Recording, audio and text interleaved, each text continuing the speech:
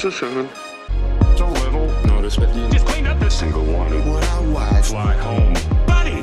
It's a little notice, but you never. Now you're upset. You don't see. I'm back. It's a little notice, but you just cleaned up this single one. What I watch. Fly home, buddy. It's a little notice, but darn you we go. What do you mean? I will not. Bad things, buddy. I'm sorry. How do you trust Bernie? Hurry, honey. I'm sorry. Come on. I am your a little notice, but you just cleaned up this single one. What I watch. Fly home, buddy. It's a little notice, but you never. Now you're upset. My super soldier begins a day. It's a little notice, but you just cleaned up this single one. What I watch. Fly home, buddy. It's a little. They will. Well. Bezos.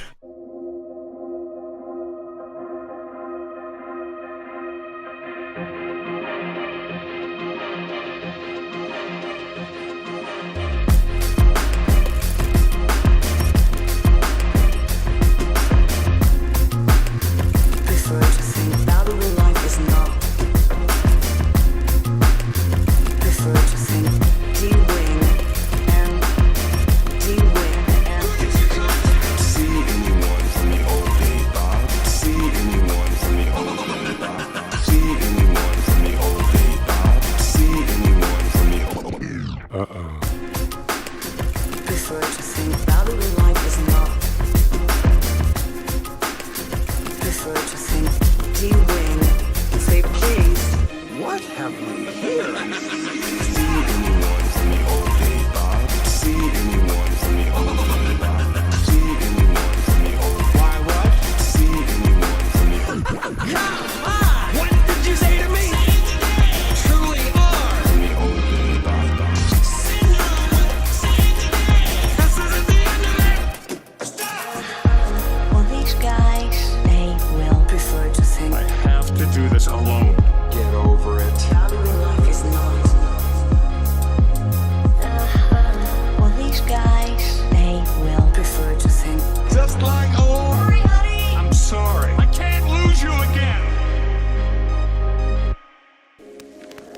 That was totally wicked! That wasn't right. Are we there yet? Look at that. Yes, it isn't. And more.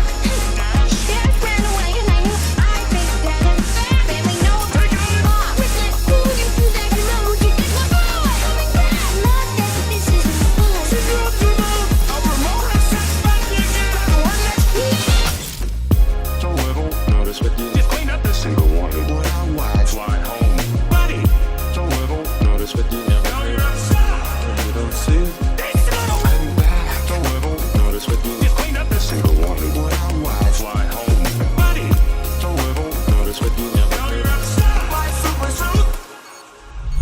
How do I get expert? Dash, Why are you here? Never heard. dash, How do I get expert. Dash, I'm too good. Never heard. dash, Violet. Expert. Dash. They will. Well, hello everyone, and welcome to another DaraChat. My name is Daramuth, or Dara for short. Look, I can say it 1,000 times over, but get the name right, okay? That's not gonna do much. But anyway, hello everyone, how are all of you? I know you're all as lovely as peaches. One would hope anyway. But anyway, welcome to another one, and of course, I don't know if my guest is there or not, but he'll be up shortly. But anyway, I get to have on the awesome slavery game and all that stuff. There we go. Hey, I There was we go. the whole time. I just didn't know.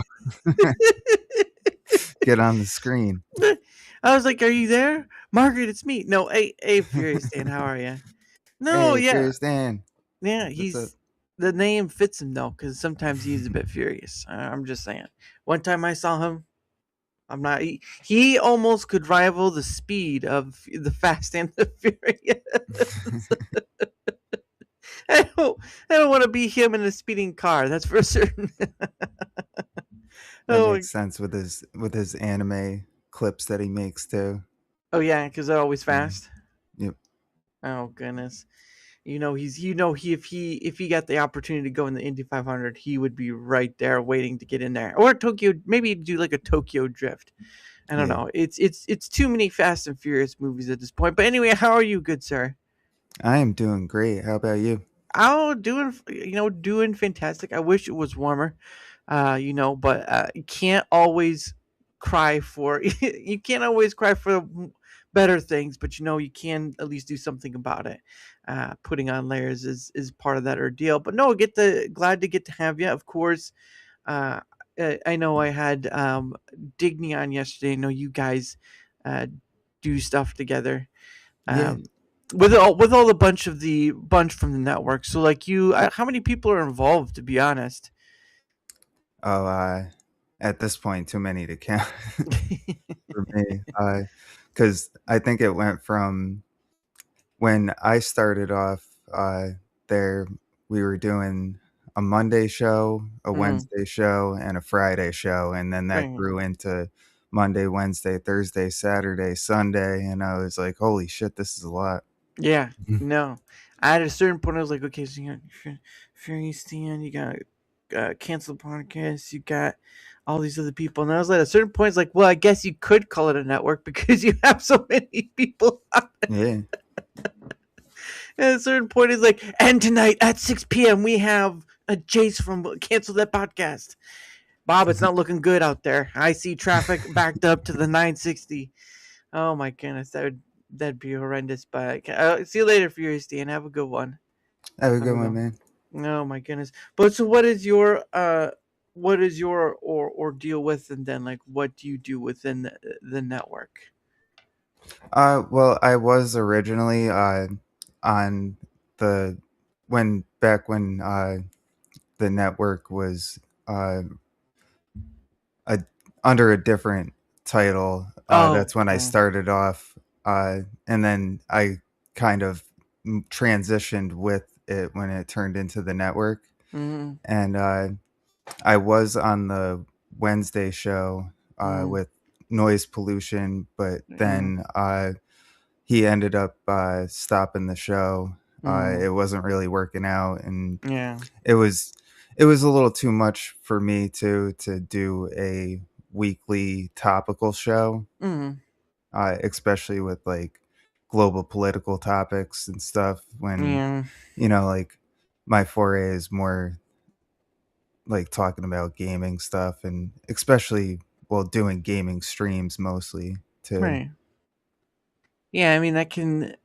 I I see that a lot out there, obviously, because the YouTube end of things, right? They talk about this, that, and all that stuff. And I can't.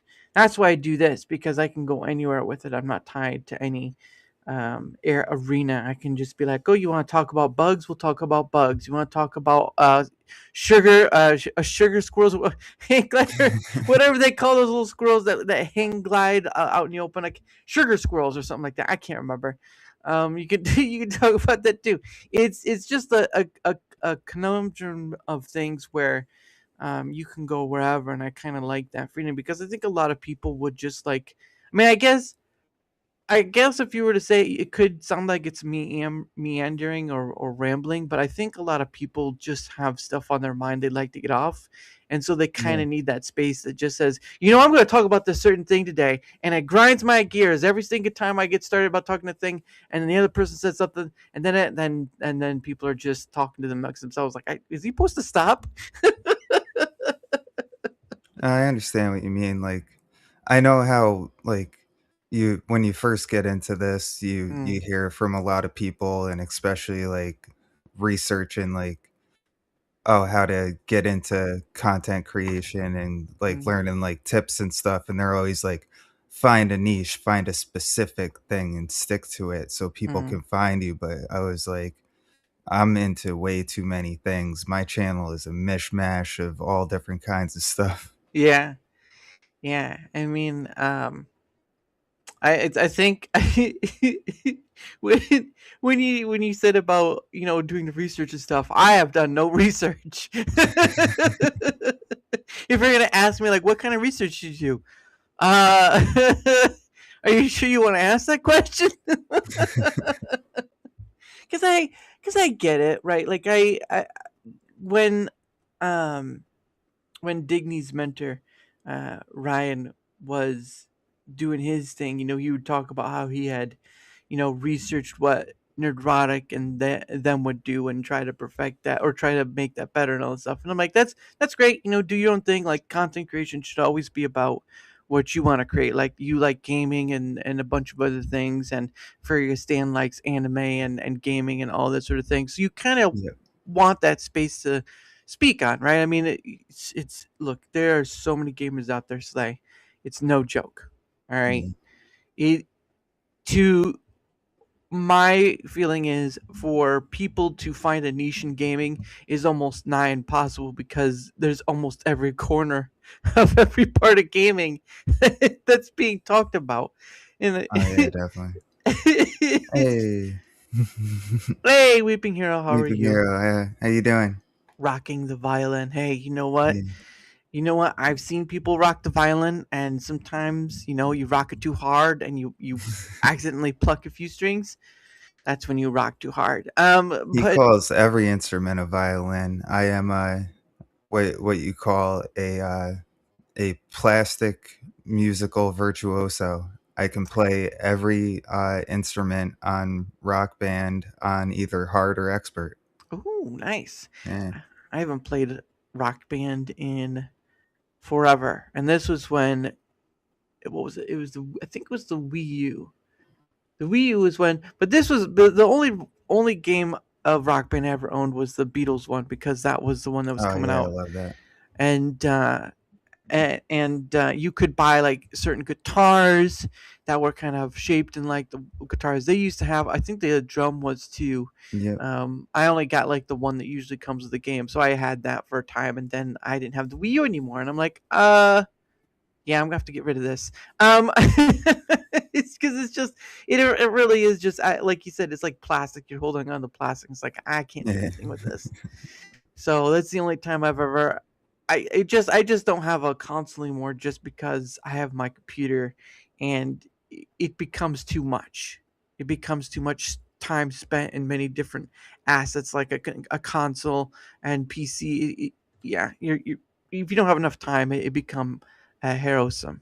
And Oh, I we bounce around all over the place. I have just about any console you can think of, and the Steam Deck and the PC. So oh, I nice. bounce. I I have like the PS1 through 5, Mm-hmm. uh, Xbox One. We have the Switch 2, the Mm-hmm. 3DS, the Wii, the Wii U, Nice. the Now, GameCube. for the PlayStation One, do you have the newer version or the old version? Oh, I I actually bought the one that everybody hates that came with the games preloaded onto it, oh. but I jailbroke it.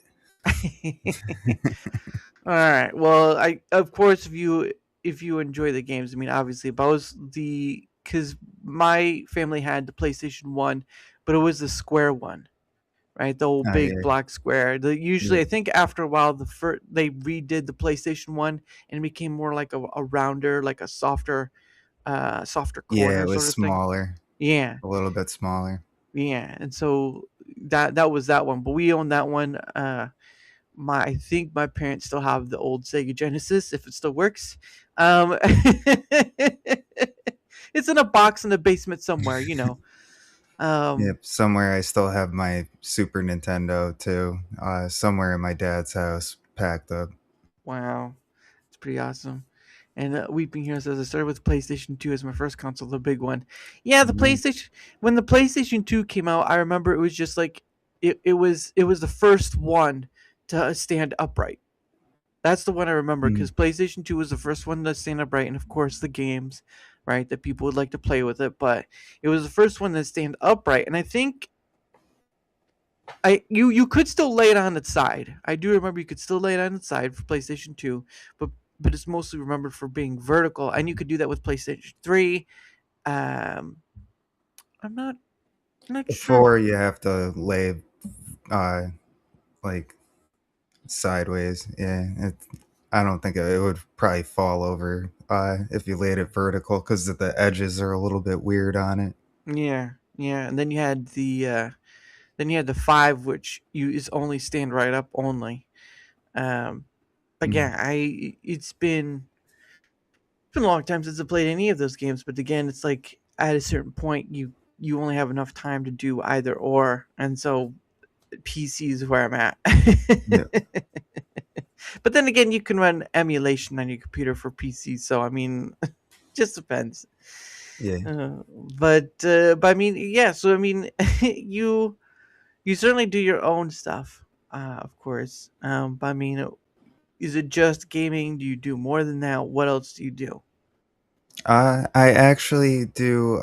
So I made, speaking of like the Guitar Hero and stuff like that, Mm, one of the things that I did for a video was I played through a song till like I got 100% on it mm, and recorded it. And then when Grok Imagine first came out, like with their uh, free to use like trial versions yeah. that you could do, I created a whole bunch of clips and then I used my editing program and I overlaid the clips into the track of the Guitar Hero playing, so it turned into like a little music video. Nice. That's pretty awesome. Yeah, it's certainly with the generative stuff like that can be a bit finicky just because if you want to get it just right, you kind of have to go through many ordeals where you do. Oh Um, yeah, it was a lot of work.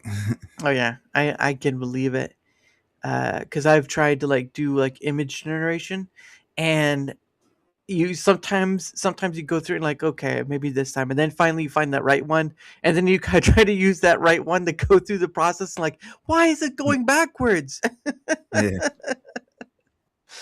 Oh, it's great. It's great for what it is. I'll tell you that. I think they just updated Grok Imagine to do like the video stuff for like 10 seconds. yeah, it's And a lot faster now. yeah, but I mean that's a lot of GPU right there because oh, she's. I think he has like what was it? It's like 100,000 or something like that. Oh Is it wow. GPUs? I can't remember, but it certainly cost them a chunk of change just to have it. And so Um, yeah, I can't imagine how many I can't imagine how many people they have trying to make like a small short clip video using Grok. See all these people wanting to use the Grok Imagine, and then all of a sudden the RAM prices are going up. I'm wondering if there's some kind of correlation. Yeah, the videos are fast up. I want videos. No, but your We'll pay RAM a is little extra, but yeah, we want our Grok videos. yeah, yeah. We want our Grok videos or Sora. Don't forget that Yeah. Sora's out too. Actually, Sora 2, sorry. Sora 2 is out there, yeah. Um, and then I think the other one is VO3. VO3 is the other one because if you remember, Slay, that was the one that was VO3 was the one used to make those Sasquatch videos. Oh yeah, those are great. Oh my gosh, I can't tell you. I tried looking for that original one that came out that was posted on the X, but I couldn't find it. But I mean, you'll go to YouTube and you'll find plenty of them, and it's just some of them are all right, and some of them are just downright hilarious. And I'm like, this is this is nice. Oh my goodness! And Weeping Hero says, I only asked Grok to make me some proof of concept art images. I haven't used video yet. Yeah, I mean, yeah, I've used it for image generation too, but even then, it's like, as you said, it's like it can take a while to get to the right one. So, oh, oh, eh, and he's out. Uh-oh. He dropped out, everyone. He dropped out. Um, he'll be back. He has the link to get in. But yeah, so I've used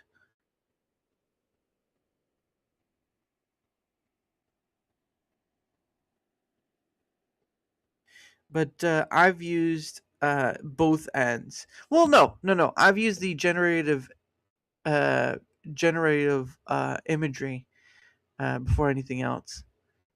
Let's see. But yeah, so I mean, again, you only get 10 seconds. I think Sora 2 only allows 7. Yeah, I think Sora 2 only allows 7. Oh, there he is. Welcome Oh, back. there we go. Sorry about that. I was I was like, trying to say in the private chat, I froze. I don't know what happened. it's probably internet stuff. You never know how it goes. Yeah. For some reason, well, this is working a lot better than StreamYards and fucking Heavy Mucks do. As soon as I go on that, you can tell that there's going to be a problem because I start scuffing. My avatar goes like this yeah. and starts freaking out, and then it shuts off, and Uh-huh. half the time I have to use my PNG tuber. Yeah, I've always wondered because I mean I know StreamYard is like the gold standard basically of the broadcasting software because that's what this is. It's broadcasting software. Yeah, But I've never some of it works the greatest and some it just doesn't work because again pricing is always going to be a thing. But I'm always curious like how people because I mean then there's Restream too. We can't forget Restream. But no, I'm yeah, glad that's kind of interesting because I mean I've seen people who are VTubers who have guested on other people's show who use StreamYard and it seems to work just fine. So I guess to each their own. I don't know. But I'm glad it's working. All right. Yeah, I was just like I saw you there and I saw you gone. I was like, I was the hoping I thing didn't lose. was, Oh, good. as soon as it happened, I heard my girlfriend walk down the hallway, so maybe her phone going by the it overloaded the internet or something. I don't know. She's trying to look up those Amazon gifts that you didn't get her. Look, just shut down the phone. Please shut down the phone. I need to get back. I need to get back. I know some streamers that do that. They'll go through the house and be like to everybody in the house, "All right, turn off every device now. Just for the next 2 hours, I need to stream, and then you can go back on it." Well, and it's a fun thing too because you have these internet companies out there who say like, oh, we can have like 10 people hooked up and it still runs fine or whatever, and then you're like, yeah, I went up to 5 and your system just died on me. Yeah, exactly. And it's just two of us in this house, and it's just my my computer and her phone, and maybe she's playing the Switch too. I don't know. That could be it too. There you go. This It's blame the Switch. Nintendo. It's Nintendo Nintendo. sabotaging me. Nintendo came into my room and ate my homework. I'm just waiting for someone to use this excuse. What happened to your homework, Timmy? The Switch did it. But if it does happen to happen or pop off again, I can just pop back on with my I have PNG Tuber Plus too, so like it still moves. It's just not as animated. Yeah. I like using this on panels. This is the first time I was able to actually like you know Hmm. move my whole head in all directions on a panel show. Hmm. Well, that's pretty well. I don't know if I'd call this a panel show. It's more a one-on-one, Yeah, but 1-on-1. yeah. But no, I'm glad it's at least working out because again, different software, different things, and some will works better for others. Weeping Hero says, I wanted some proof of concept art for original Yugi cards. I will eventually ask an artist, but I wanted an image to have in mind. Yeah, usually it's good as a proof of concept. You know, that's pretty good. People have their issues or things with it, but at the end of the day, I'm not too like on the far end of like everyone getting their pitchforks and their torches out Yeah. and torching up a building's like kill the AI, kill the AI. No, you don't. That's trespassing for first, and then second, you're not gonna get very far. So don't try. Um, but I can understand the arguments for and against because I use AI on a sort of a daily basis, but yeah, no, it's still one of those things where like you hear stories of like people who use like, what was it, Spectrum, right? Who use Mhm. Spectrum and they're like, I just have those horrible stories. So I know Spectrum's not a good one to go for. No. Mhm. Now I have heard people uh, use Starlink, but I'm not sure how good that is per se because it's satellite and satellite has a bigger latency. So, uh, but yeah, but for you, but going back to your stuff, like um, you've been doing how long you been doing this again? Let's see. In It's almost my me and my girlfriend's anniversary, and Oh, after that, it was like probably 2 weeks after that I started streaming a year ago. So it's almost a year oh, nice. coming That's up on it very soon. that's pretty awesome. Yeah, I don't. When did I start? I started in I think it was May of 2023, but I was doing pre-recorded videos, and they were just like small ones. They weren't like super big or whatever. Because I was using um, Streamyard. Yep. Streamyard's ability to record within it, and then downloading those videos and sending them out because that was the only way I could do it, or the only way I could see doing it. I didn't hear of OBS yet until someone had mentioned it later down the road. Because I couldn't stream to both of my places through StreamYard because they charge you for more than one place, and yeah, I don't have to pay for anything. So because it can get pretty expensive. Yeah, I hear you. And I came into it not really knowing what's what either. I was like, I just knew that people streamed games on Twitch, so I was like, that's what I'll do. And then it was Digny's mentor who was like, you should really get off Twitch and start streaming on YouTube. And then also he was the one that was like, you should also start streaming on Rumble because you never know when YouTube's Mm, gonna fuck everybody over. yeah, and that's an understandability because of, and this is before the whole AI moderation thing. It's more of like um, just like the copyright stuff. I Yep. know it's been an issue. Rules, the rules that they have are applied unevenly between people, or the TOS. So their TOS is applied unevenly between people. It's a very Oh messy yeah. ordeal. Um, but yeah, I think at least from my perspective that being on one more platform or more than one platform is the future for content creators because of one, just how many platforms there are out there, and there are plenty. There are plenty. Yeah. But it's also in what you can handle too, right? Like we was talking about the broadcast software stuff. Sometimes people can only handle two, three platforms. It just varies on mentally what you can handle, is what I should say, mentally.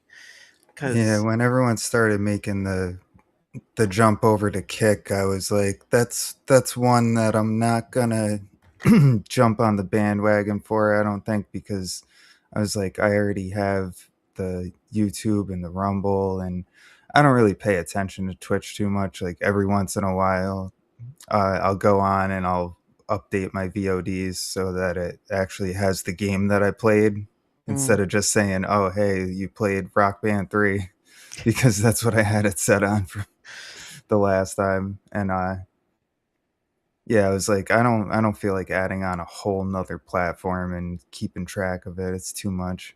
mm, yeah, I mean, I have an account on Twitch. I have an account on Kick, uh, and I think I have an account on Odyssey as well.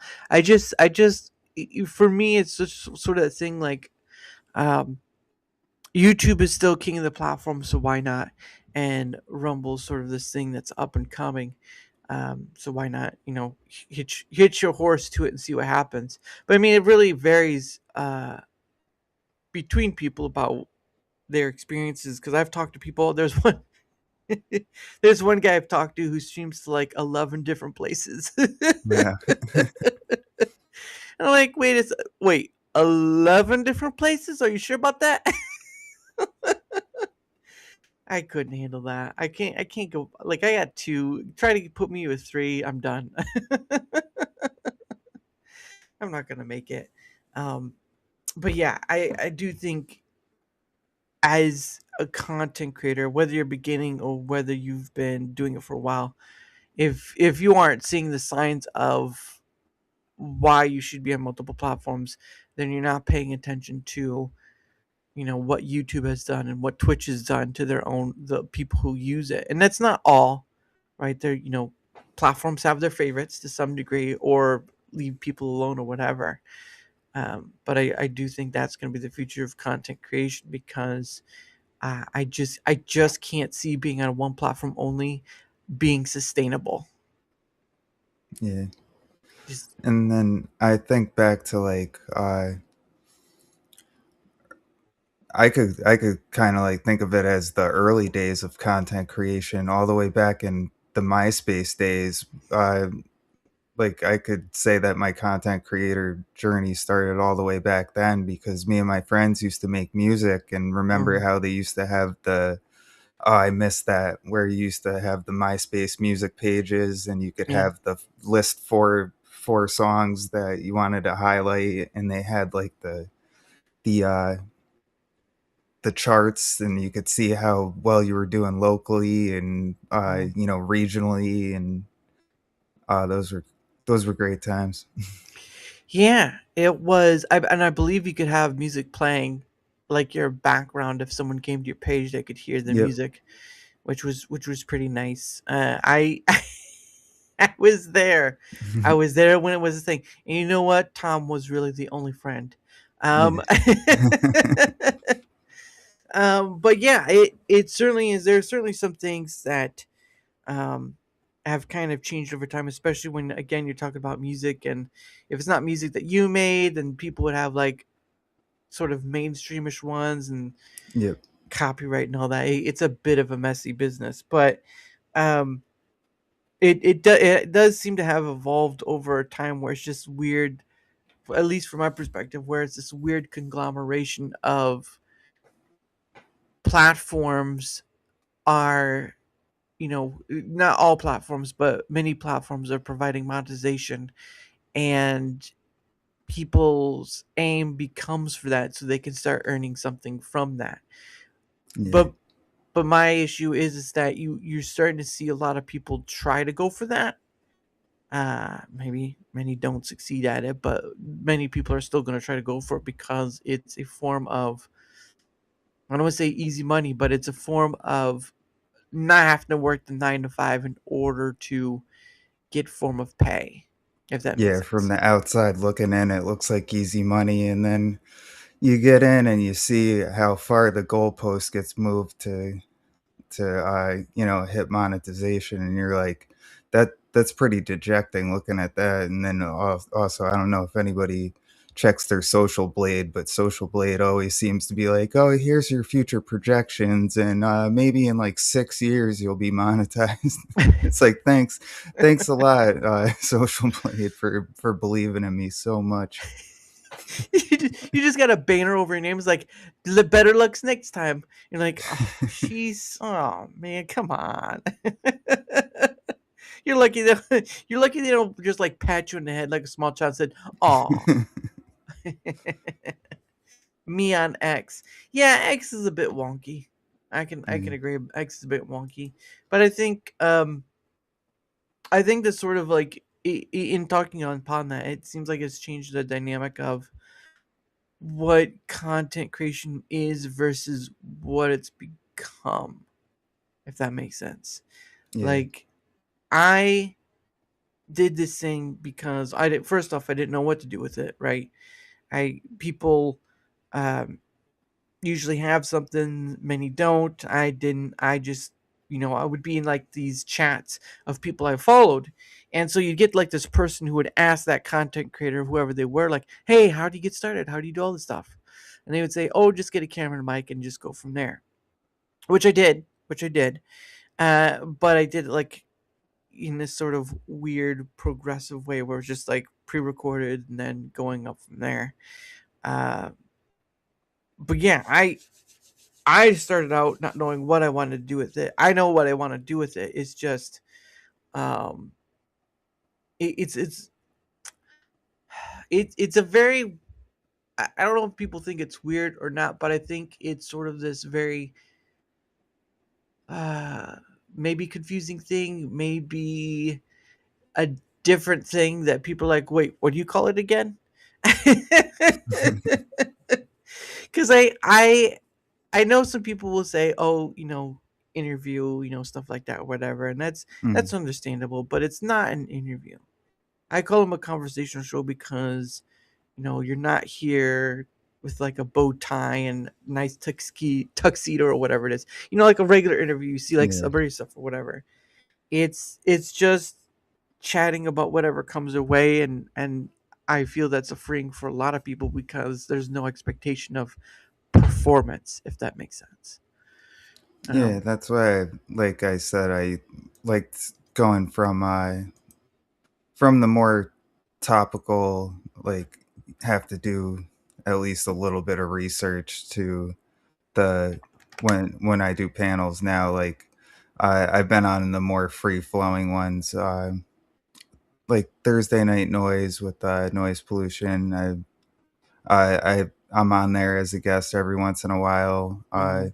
The They call them Fraturday night party panels on Toasty with the Mosty stream, and that's on Friday nights. And those are very free flowing, and we pretty much just, you know, smoke and drink and watch crazy shit and make Right. fun of stuff. Goodness sake. Yeah. I figured Toasty would have uh, a bit of that. But I know she still does stuff like, I guess, last time I saw it, she was like watching body cam footage or something like that. Yeah, Um, so there is still that stuff, but I'm glad that at least that's working out on that regard. But yeah, and I've had Noise on too, so I know he's in that same field as well. yeah, Um, but it's just one of those things where I think because of how people in the content creator sphere, there's sort of this the monetization, all that stuff, and getting paid and all that. That there's a driving force beyond the scope of just creating content for the sake of it. And I don't know. I've never wanted to be a part of that piece because I've just never felt. Always, I still feel like the outsider to all of this. To be honest with you, uh, yeah, it's like the person like um I don't want to say not outside the window, but sort of, but sort of like it's you're just kind of out there and people are in their niche domes and all that stuff, and I'm just kind of wandering around seeing what everyone's up to, and I'm like, man, this is boring. yeah. I have been trying to add a little bit more things to my streams too, as well. Like on my Sunday shows that I put on, I only put them on the last Sunday of the month. I changed the format starting this year, and Mhm. I do like it's called News with Tunes segment, and I usually like find like another VTuber that's covering news segments, and we'll do a reaction video to that. Then I Nice. do a little bit of gaming, and then we have what's called the VTuber Babe of the Month segment. Ooh. So that's a new concept that I came up with. Find VTuber babe that we like and Mhm. crown her as the queen of the month. Queen of the month. That's Yeah. you get nothing out of it being called the queen of the month. After that, well, don't expect anything. What was the last one?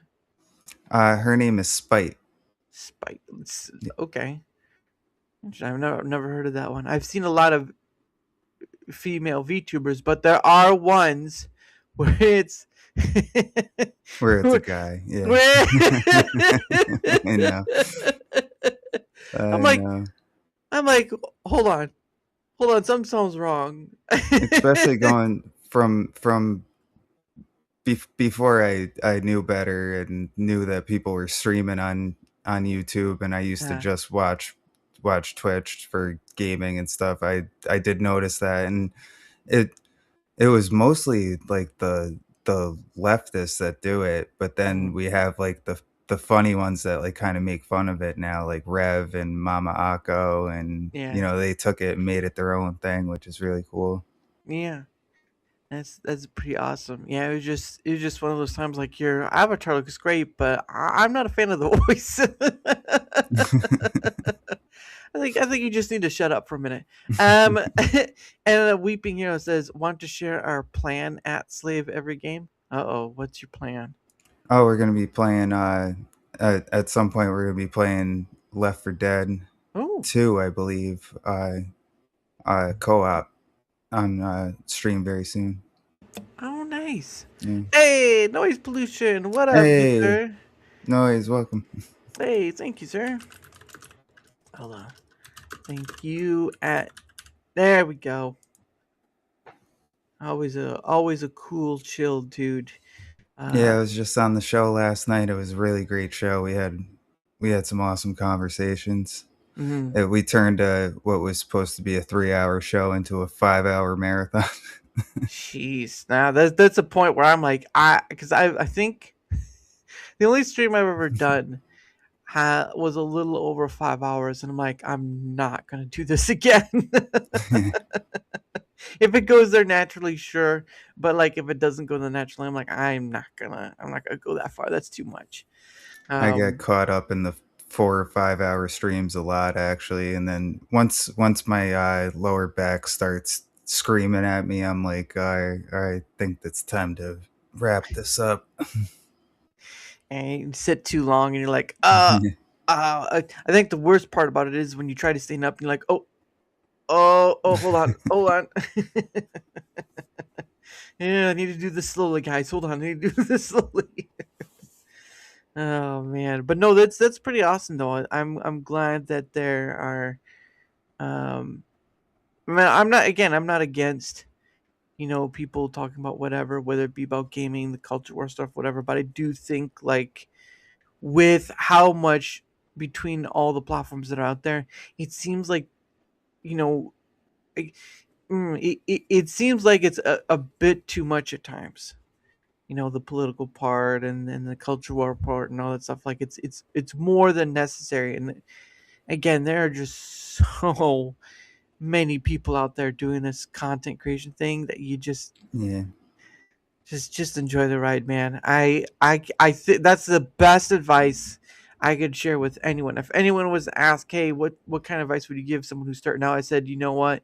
First off, know your why before you start doing this, and just enjoy it, because followers are while the follower thing is great, followers don't equate views.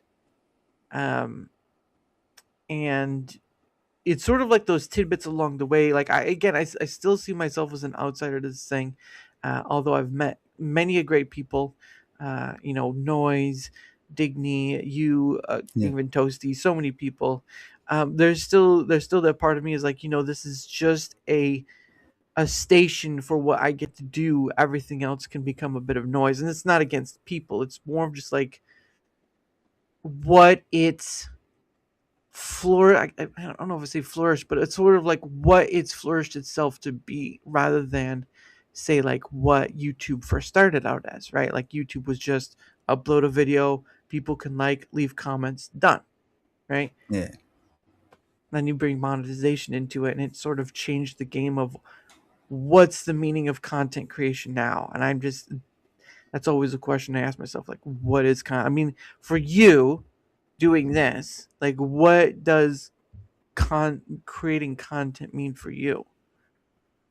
Well, for me, it's as an artist and a writer first and foremost. Like Mhm. I've always been into art, especially drawing and writing. And as far as writing, first it was the music, and then I hit a point where I would say around 2013 when like the whole rap genre started going downhill. Mm, In my opinion, like that's when it first started getting bad, and I lost inspiration, and I had gotten into some heavier stuff. I used to, just be a partier, but I had gotten into heavier stuff, so that took me out of everything for a while. It took me out of gaming. It took me out of, making music. It took me out of making art yeah. for quite a few years until I got my shit together. And then I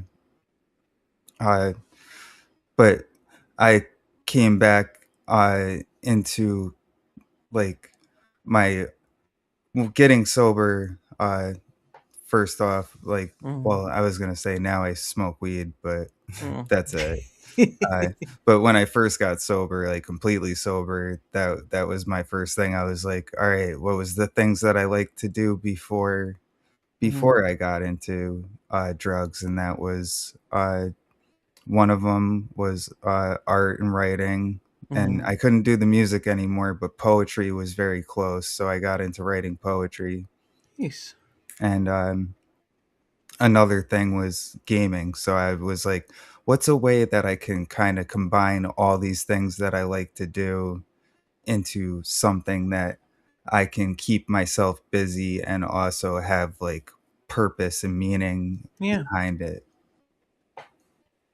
Yeah, it's not a it's certainly not an easy thing because even I have had that issue. Not, I mean, not the total same because I'm Mm. not. I don't think I can go that far the distance that you went, but I do understand that sort of that lost looking for purpose sort of thing. Yeah. Um, that's what DaraChat ultimately means to me, is that there's a purpose with it because of the vast unlimitedness that it offers. Um, because I I know, free flowing conversations, those are great, but it's also the remembrance of people. To give a great example, there was a gentleman I had on. I didn't have him on a lot, but I did have him a few times on different aspects. I had, like, when I used to do this, was there as Hangout Den was a different thing. Um, and then of course their chat, and then of course my Rumble Squared show, which I still do. Yeah. Um, but at a certain point, he passed away towards the end of last year, Um, and yeah, and so that's the other factor of why I do this as well, because you capture what a person is without, I don't want to say their guard up. I think sometimes people have their guard up at the beginning of it, but someone who shared their perspectives, shared what they see of the world through their eyes, and didn't have to hide behind some sort of mask, whatever. Like, the glasses are more for hospitality, but mm, they were true to themselves in front of the camera, or not even have to show their face in the camera, because I don't expect people to, just as long as they have a mic. yeah. Um, it's just sort of being able to share the perspective, the personality, the ideas upon things. It's just being able to have that and then capture that, and if something happens, you have those things to kind of go back to see the person as they are rather than performing. And Yeah.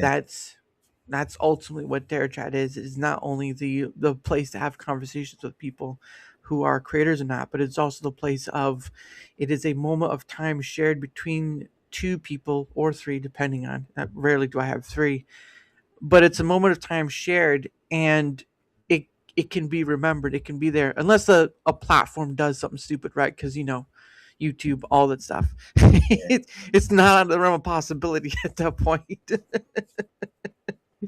But And it's useless arguing with YouTube, yeah. as I found out this week. Uh-oh. Yeah. Because all right, so I have this thing called Content Creator Deathmatch. It's a show I made. So it's WWE 2K25. Mm, Their create a character thing. I mm, created it started off with Smash JT, Toasty, Mhm. and then their opponents were uh, David Jaffe and Alyssa Mercante. So in a tag team match, that was my first video that I put out, which was last March, I believe. So that was around the time I was streaming Mhm. WWE 2K25 when it first came out on Wow. Twitch. And anyway, now I forgot what I was saying right before that. Yeah, I know it was to do with the you were talking about the uh I was talking about the remembrance and stuff for sharing a moment, and then you brought up the WWE stuff and all that. Oh no, the YouTube. It was useless to argue with YouTube. Oh Sorry. yeah. So anyway, the I looked up royalty free music to use for the intro song for Right. and they were like they hit me with a not a copyright strike, but like, the claims where they're like, "Hey, you used the music that's not yours," and it showed who the person was, and I was like, all right, well, they let me use it before, so I disputed it, and then it Mhm. came back, and they said it was from a different withholding company, and I was like, that's not the copyright owner of the song. The Yeah. copyright owner of the song is someone who literally in the title says royalty free music for YouTubers. Yeah. Yeah. No, I've not. I have not had. I mean, I think the bigger you get, the more difficult it becomes. Or I think maybe it's when you get monetized is when the issues start happening more. Yeah, Like I've not had as big of issues as many have had. So there was one time. I will say this: there's one time I was doing one of my pay it forward streams, and I was going through, I go through Rumble, people are live and I see what they're doing and all this stuff and give some donuts and whatnot. And I came across this gentleman who was watching, like, it was like not a police chase, but it was like something happened in a neighborhood and, cop control and whatnot. And once the stream was over, I think it was like 24 hours after it was over, like YouTube came back and said, oh, there's violence here or whatever. I'm like, where is this violence at? And they gave me a timestamp. It was like 43, 40 something minutes. And so I went to look at where this timestamp was, and like, well, I didn't see very much of any because the video itself was not crisp clean. It's sort of like the yeah, blurry, but you could tell there mm, were people and stuff. And so I was looking, it's like there's just people running away and all this. So I really didn't see what the point of the violence was. So I was like, well, there's nothing here. And I watched so before I sent anything back, because you can appeal on YouTube, right? So before I sent anything back, I kind of watched the video down the road to kind of see, oh, was there anything else? And the only thing I really saw was like a cop was taking somebody down. I don't remember the circumstance of what the reason was. I didn't have the volume on to hear them or whatever. So I was like, well, the time you gave me, there's nothing really there. It's just people running away. But here at like this 49-minute mark, there's a cop taking down somebody. I guess they weren't obeying the law or whatever. And so I sent it back to YouTube. I sent it back and they gave me a timestamp. Guess what the timestamp was? right. It was 48:58. It was 2 seconds off the time I gave them, which was 49 minutes. I'm like, really? Oh god. I was like, what? I gave you this. I just gave you a time that's like 2 seconds after this. You're telling me. So they had I changed. They changed their time. Sorry, go ahead.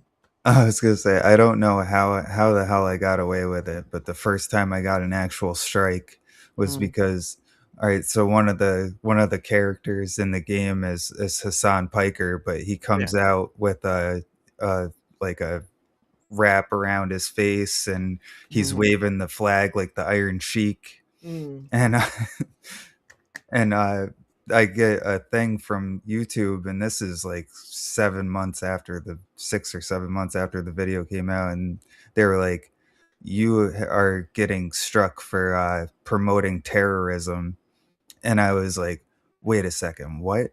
And I was like, I wrote back to them. I was like, "You do understand this is satire, and I'm making fun of somebody who is a terrorist sympathizer." "You Uh-huh. fucking idiots." That's what I said into them, and I was surprised that I got away with it, and they were like they agreed with me, and they took the strike away, so I was like, "Maybe sometimes you just gotta be firm with with these AIs." Yeah, tell those effing idiots, you know. Um, no, but that stream that it was on was basically restricted to 18 plus. I'm like, really?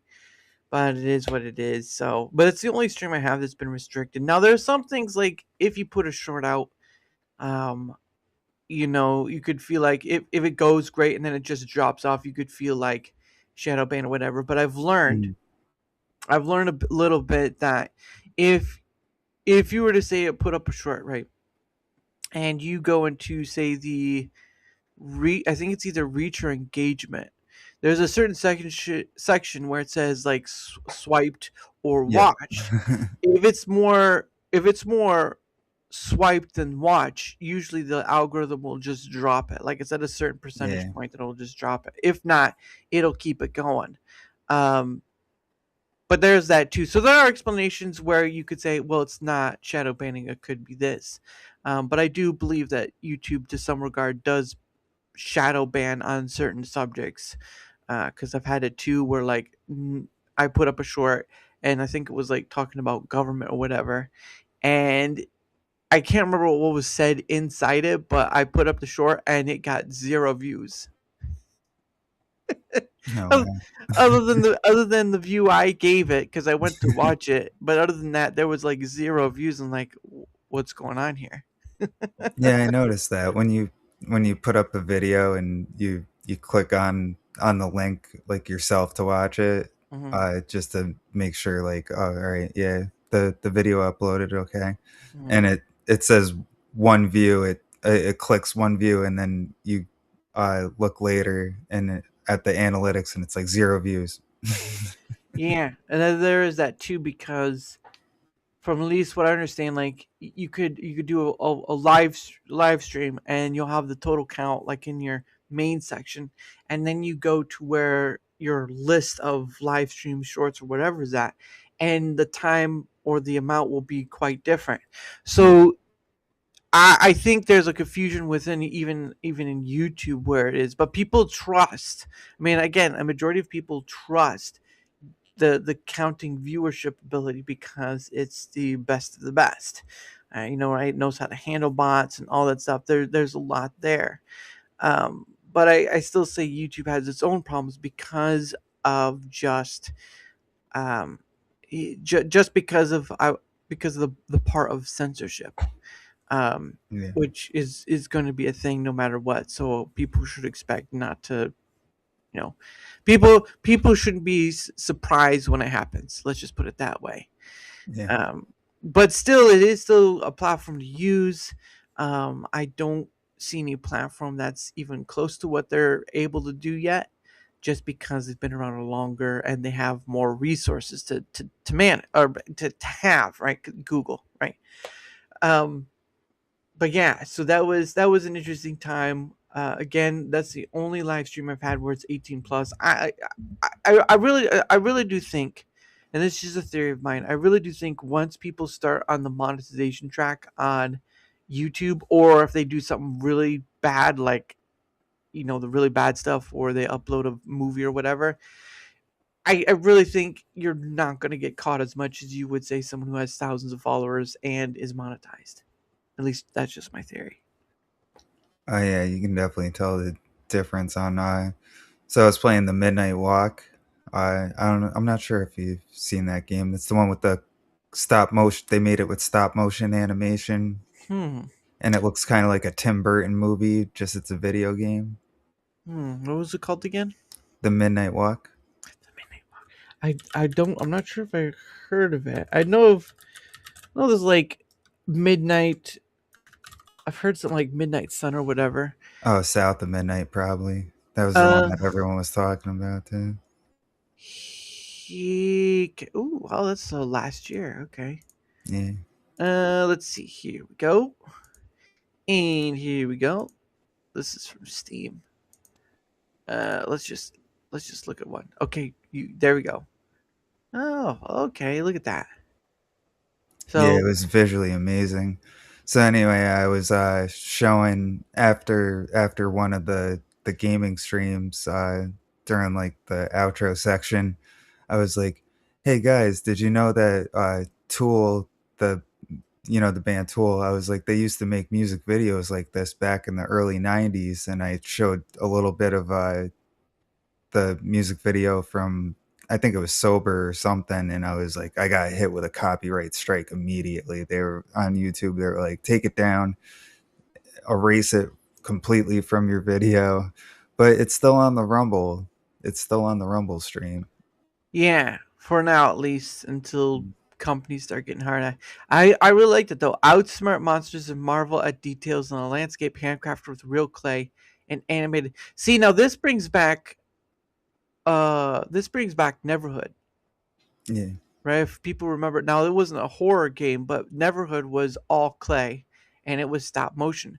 So, again, stop motion isn't the most quickest thing. Yeah.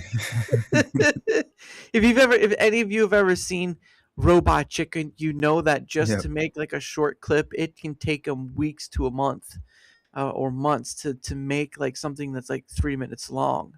So having something like this, a game, while nice, it can take quite a long time just to do the movements and stuff. And again, that was like with Oh yeah. Neverhood, which was a great game in its own right, but that's kind of dated by the technology, the look of it, the graphics of it, and all that stuff. Um, but yeah, I think that it is a weird thing, like you were talking about the copyright of music and whatnot, that you can have something that says, hey, copyright free, and the actual creator of it says copyright free, and YouTube will say, no, that's copyright. It's like you can't copyright something that's copyright free. You can't. It doesn't make sense. It doesn't make sense. But it does become a fascination in how a platform applies their own rules.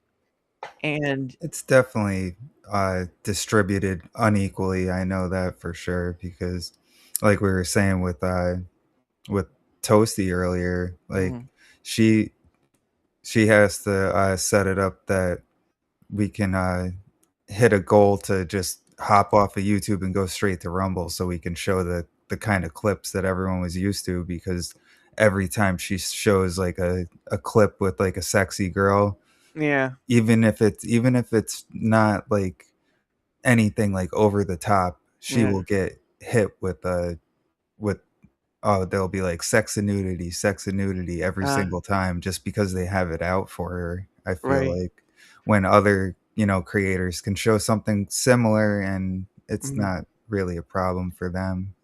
I wonder if there's a way for her to use any of the naked yoga clips that's on Yeah, YouTube. that's the thing too. We would they hit it for like us watching a video of girls on the catwalk and it was from YouTube. Yeah, that's And they that's were a like sex and nudity, but it's not sex and nudity when the girls are walking on the catwalk in the original video. well, and there's stuff like that on Rumble too. I've found that as well. But like in the essence of, like, I've heard stories where people have found actual porn on Yeah. YouTube. But I mean, the biggest one is always going to be naked yoga because first off, it's considered artistic, but yet these women can be pretty much bare naked, and and there's no fuss from YouTube. Now, YouTube doesn't promote it. It's more of like if you search for it, you will find it, sort of thing. Like you can type naked yoga in the search bar, and boom, it's right there. Um, but it Ooh, you is just gave me idea. they. When I get eventually I'm gonna try to get like a trial of Suno. And since I'm a skeleton, I'm gonna do a naked yoga video, but it's gonna just be my skeleton doing yoga. Well, he is bare naked and bone dry. As you see Be here, like, Slay is. how do you like that naked yoga? Here we see Slay try to do the diving dog. You won't believe the trouble he gets into. I could just be like, "Hey, Toasty, play this video. It says naked yoga." What? No. It's good. It's good. Oh my gosh, that'd be hilarious. But no, it again, it does go to show, like, if you can have a content creator being blasted off or just showing like lingerie stuff, and yeah, Yeah. again, you can go to this very specific 2 words. All it takes is 2 words, and you're seeing full naked women right there doing yoga type movements. So then again, the line is like, where does it get drawn? If these things are considered artistic, then can it not be said that a person could take multi different clips, run them within sort of like the safeguard, like time wise, and then say, well, they're artistic, we're just being artistic with it? Could then that work? See, that's the thing I'm wondering, is if naked yoga in itself is being considered artistic in the nature of, because they're not getting taken off, then it cannot someone take just multiple clips of different ones out there, put them together, and just make it like this collage of short clips. And it's like, it's from YouTube. I took them from YouTube. You guys have it right there. This is my art, damn it. This is how I express myself. Through others' works and their naked bodies. This too is how I express myself. But then again, how could that's the greatest question, is how can they argue against themselves if it's right on there and I'm just taking bits and pieces?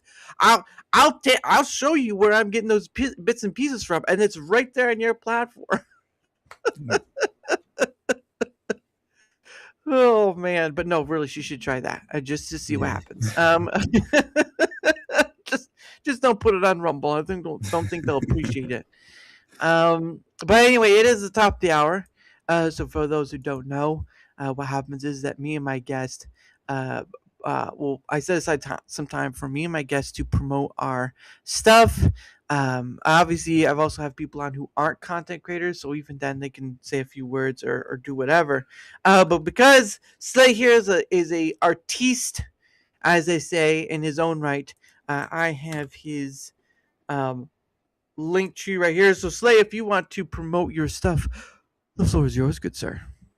All right. So my name is Slay. I host a show called Skullcast. You can find it on YouTube and Rumble at 1 p.m. Eastern Standard Time, and that is Monday through Wednesday.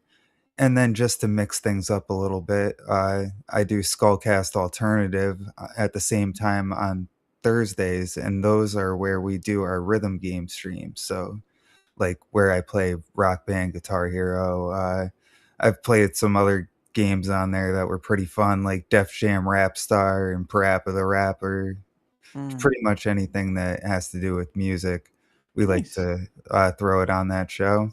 Mm. And then also, I put out videos, usually try to put out at least one every week, if not every 2 weeks. And those videos can range to, like I said, from music videos to poetry to the content creator deathmatch entrance videos and highlight reels. Nice. Yeah, and Lark there is his link tree, and God bless those who use a link tree, because when you have so many Yes. links, when you have so many links, you need to put it into something instead of having all those links listed in your description, because it can get, it can get a lot. So go to It this link. makes things a lot easier on people. Oh yeah. Oh yeah. Just pressing one link to take you to the home of those links just makes it a easier format, rather than just having like because I used to do that first off. I used to have like, here's to my Twitter X, here's to my Rumble, here's to my YouTube, here's to blah blah blah. And it became to like 6 to 7 links. I'm like, this doesn't look that good. So when I discovered Linktree, I'm like, okay, so I only have one link, and then it will take me to my other links. And like, oh, that's that actually cleans it up. I like that, and it's I free. think he already left, but I was gonna say, Furious Stan, get a link tree. That's what they always tell him. Furious Stan, get a damn link tree. Various Dan, stop being so hypocritical and get a link tree. Come on, you're a content creator. Stop making it hard for yourself. Oh my goodness. How many links does he have in his description? Oh, a lot. Oh goodness, good lord. But anyway, this is Slay's link tree. Give it a look, and if it's worth to follow, all his stuff is in there, including his YouTube and Rumble stuff. So, give it a look and see if it's worth a follow, and if it's worth a follow, why not? Right? If it's worth a follow, why not? But yeah, I have my own link tree too. Before we get to that one, because I got to do a lot of copy pasting at this point. All right. But before we do that one, whether you're on the Rumble side or whether you're on the YouTube side, does not matter which side you're on. If you wouldn't mind leaving a like, sharing the content, leaving a comment or follow, anything that helps with the engagement factor is much appreciated. Because again, like, share, all that stuff. I'm not gonna do the YouTube mantra where it's just share, like, and subscribe. I'm not gonna do that. Okay, you've already heard that enough. Try to do it differently. But it is that important thing, because one, it does help in being seen more, like all content creators want to be, but it also helps in having other people on, like Slay, like Digny, like Furious Dan, like Noise Pollution. Again, at the end of the day, I do this thing where I've talked to over 300 various guests. Right, 300. Yeah, I haven't. I don't know what the current count, but it's quite a bit. So I'm aiming for number 400. But that's pretty much the only metric I care about. The other metrics are more of just in help to lieu of that. But that helps. That helps with that. That helps with um, being seen and all that stuff. So whether you're on the YouTube side, whether you're on the Rumble side, doesn't matter, said John. Any help with the engagement factor is much appreciated, and I appreciate your help for that. The next part is this is my link tree. Right there, you can go there. You'll find my social media places and my video hosting site places like my Rumble and YouTube. Again, all my links are in there. I don't have very many. No, okay, not all of them. I apologize. I will say I do not have my TikTok one in there. I've not really promoted that one, although I've said, hey, I have a TikTok. This is just mostly to upload all my old shorts and current shorts to there, just as another area to put it. Because I don't stream the live there or whatever. I just put my shorts over there. Um, but yeah, so if people want to, you can find me there too. A bunch of people have found me over there. But at the end of the day, all my links, at least all the links I promote, are in that link tree. So give it a look and see if I'm worth following or not. Or coming on yourself, one or the other. But there are a few things. Oops. But there are a few things I do promote. I know some content creators do this, that, like ad reads and whatnot. But this is more of like promoting because I use these things. So the first thing is I am part of Proton's partner program. If people don't know what Proton is, it's a very privacy. A privacy orientated company. They have many different items to use: Proton Pass, Proton Mail, Proton VPN, Proton Drive, and they're all each different things. Um, but because of me being a partner, I do have this sort of thing where, and this is something I just found recently. You have the ability to try for 2 weeks free certain aspects of it. So if you want to try the mail version, you could try it just by itself. You want to just try the um, Proton Drive version, you could just try that. But you can also try the whole bundle of it, which is Proton Mail, the ones I just mentioned. So give it a look. If you do decide to take it up, it's free for 2 weeks, right? Just to try. And then after that, you do have to start paying like the whole whatever it is, monthly or weekly. But again, I use it on a daily basis. Proton Unlimited is the plan I have because it has a whole suite of things, and I try to promote it for the benefit of others, not just not for myself, because I believe in what they do, and obviously the tools they offer are much beneficial. Say like the Proton Mail, like I have had many people who use it, and they barely get spam, if any at all, right? Nice. Proton Pass is their password manager, which allows you not only to make passwords in there, but it also has something called a email alias. So for those who don't know what that is, it means if you're signing up for like a gym membership at say like Planet Fitness, or you're wanting to do the loyalty program for whatever does a loyalty program. There's so many of them out there. You can use an email that they'll give you that will go back to your actual email, but will not be your actual email. It's sort of like if the company gets a little, spammy or whatever, you can just shut it down and they won't have your actual email, so you won't get anything from them anymore. Um, but again, there's just so much they offer. Again, you can go there, you can look for yourself. They will give a bit more detail than I'm mentioning here. But with this link, you get to try for 2 weeks free.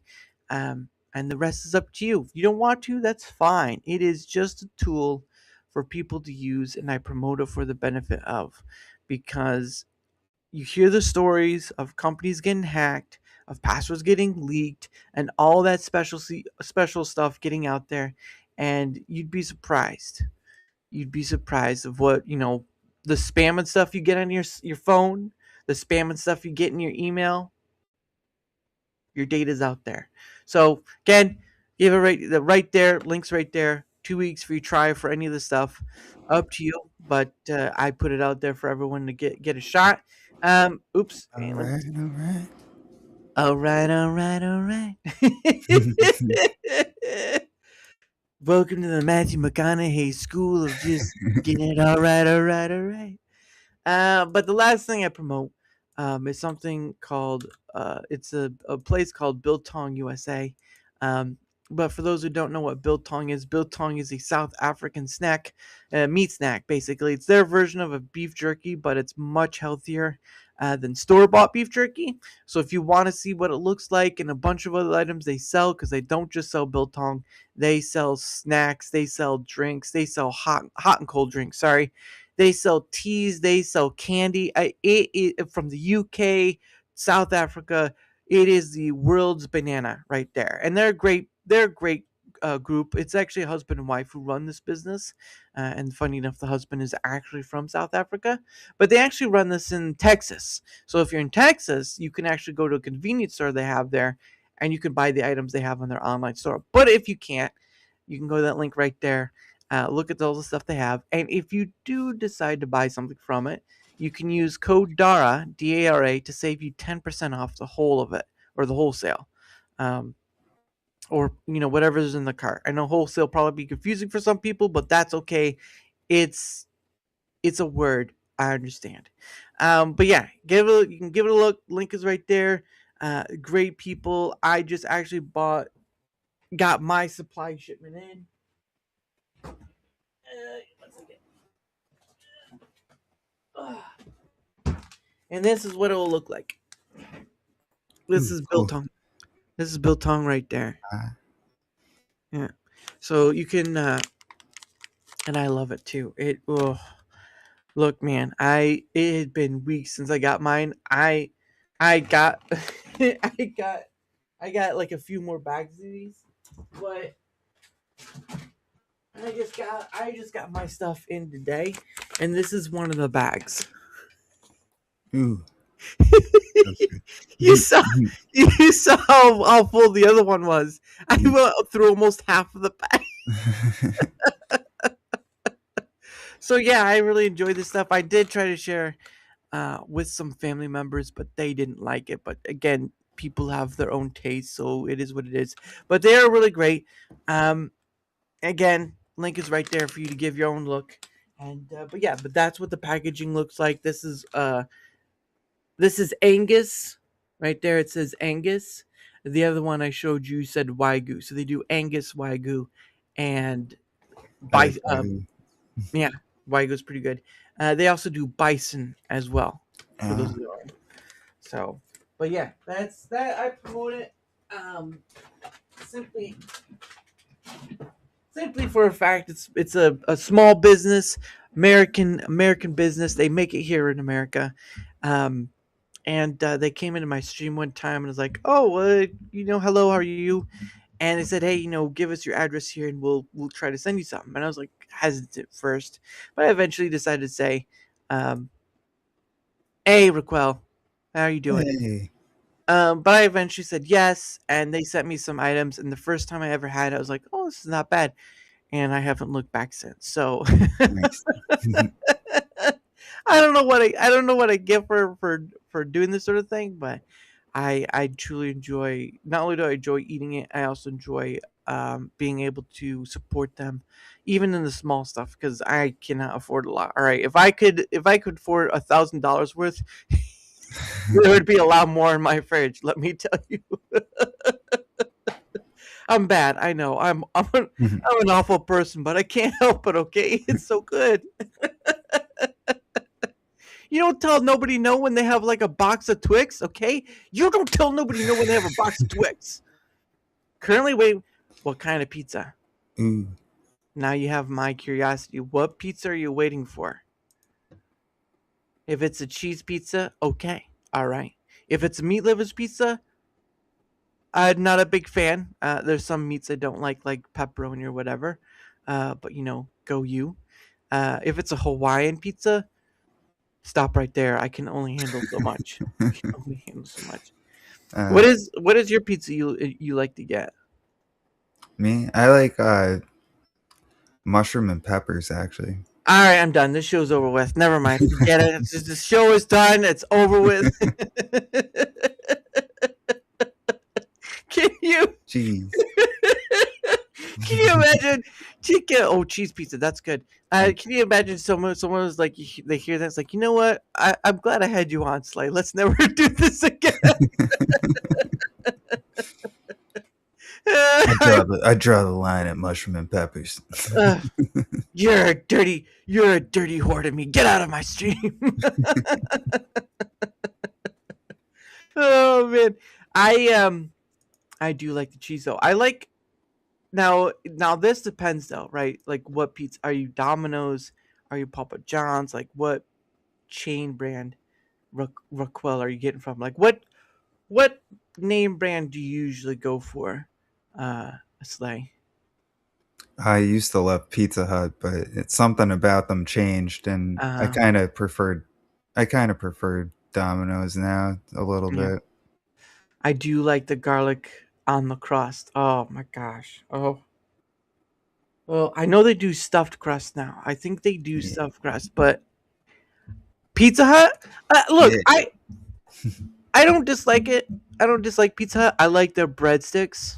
All right, I love the breadsticks. Okay, just something about the spice they put on top and then putting it in the marinara sauce.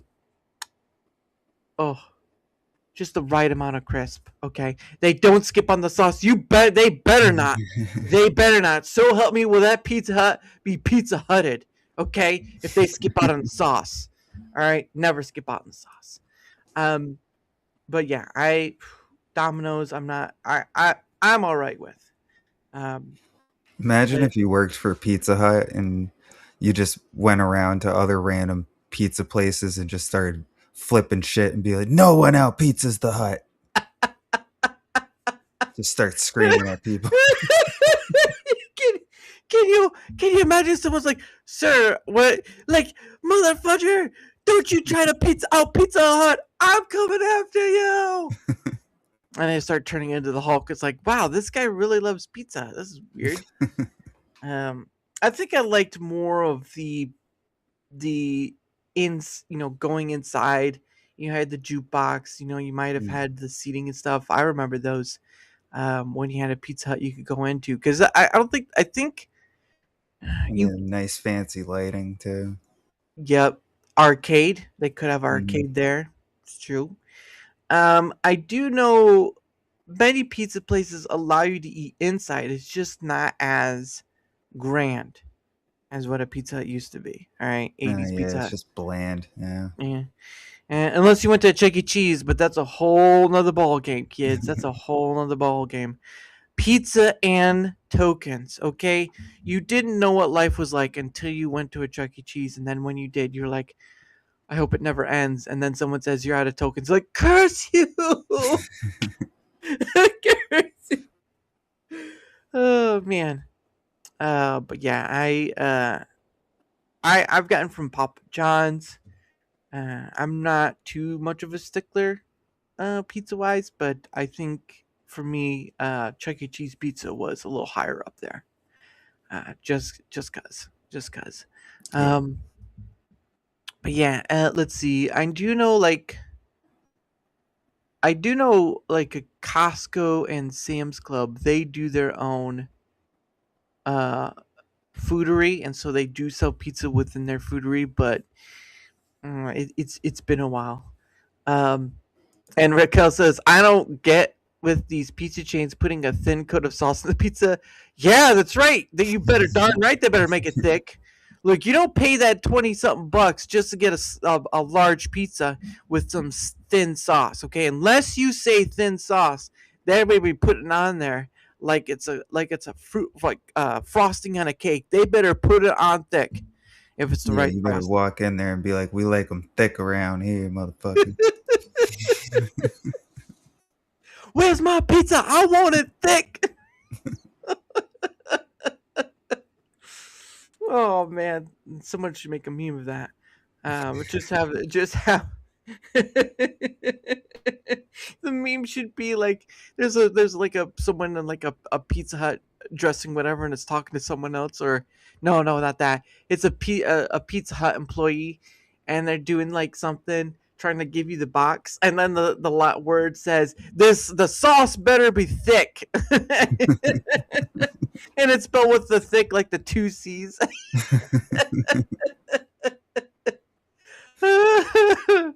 Oh man, I have too much fun with this. Especially if it was Sir Mix-a-Lot buying the pizza. That's You right. need Sir Mix-a-Lot buying the pizza. Sir Mix-a-Lot better be getting thick because he wrote the song on that. Yep, Um, he uh, started the trend. that's right. Raquel says I have not been to Chuck. Well, if you're old, right? If you're an adult, you can't go back to Chuck E. Cheese unless you have a kid with you, and it has to be a family member kid, not someone you just took off the street. That's not a good look. Okay. I've not been to Chuck E. Cheese since I was a kid in the '90s. Nowadays, it's a fight fest and kept unclean. Yeah, I mean it's just the nature of the business where it's just gotten to the point where they've had these updates, but it really is the employees and whether management can't hold on to it. It really is a mess of stuff. But I did hear like sometime last year where they were building Chuck E. Cheese for adults.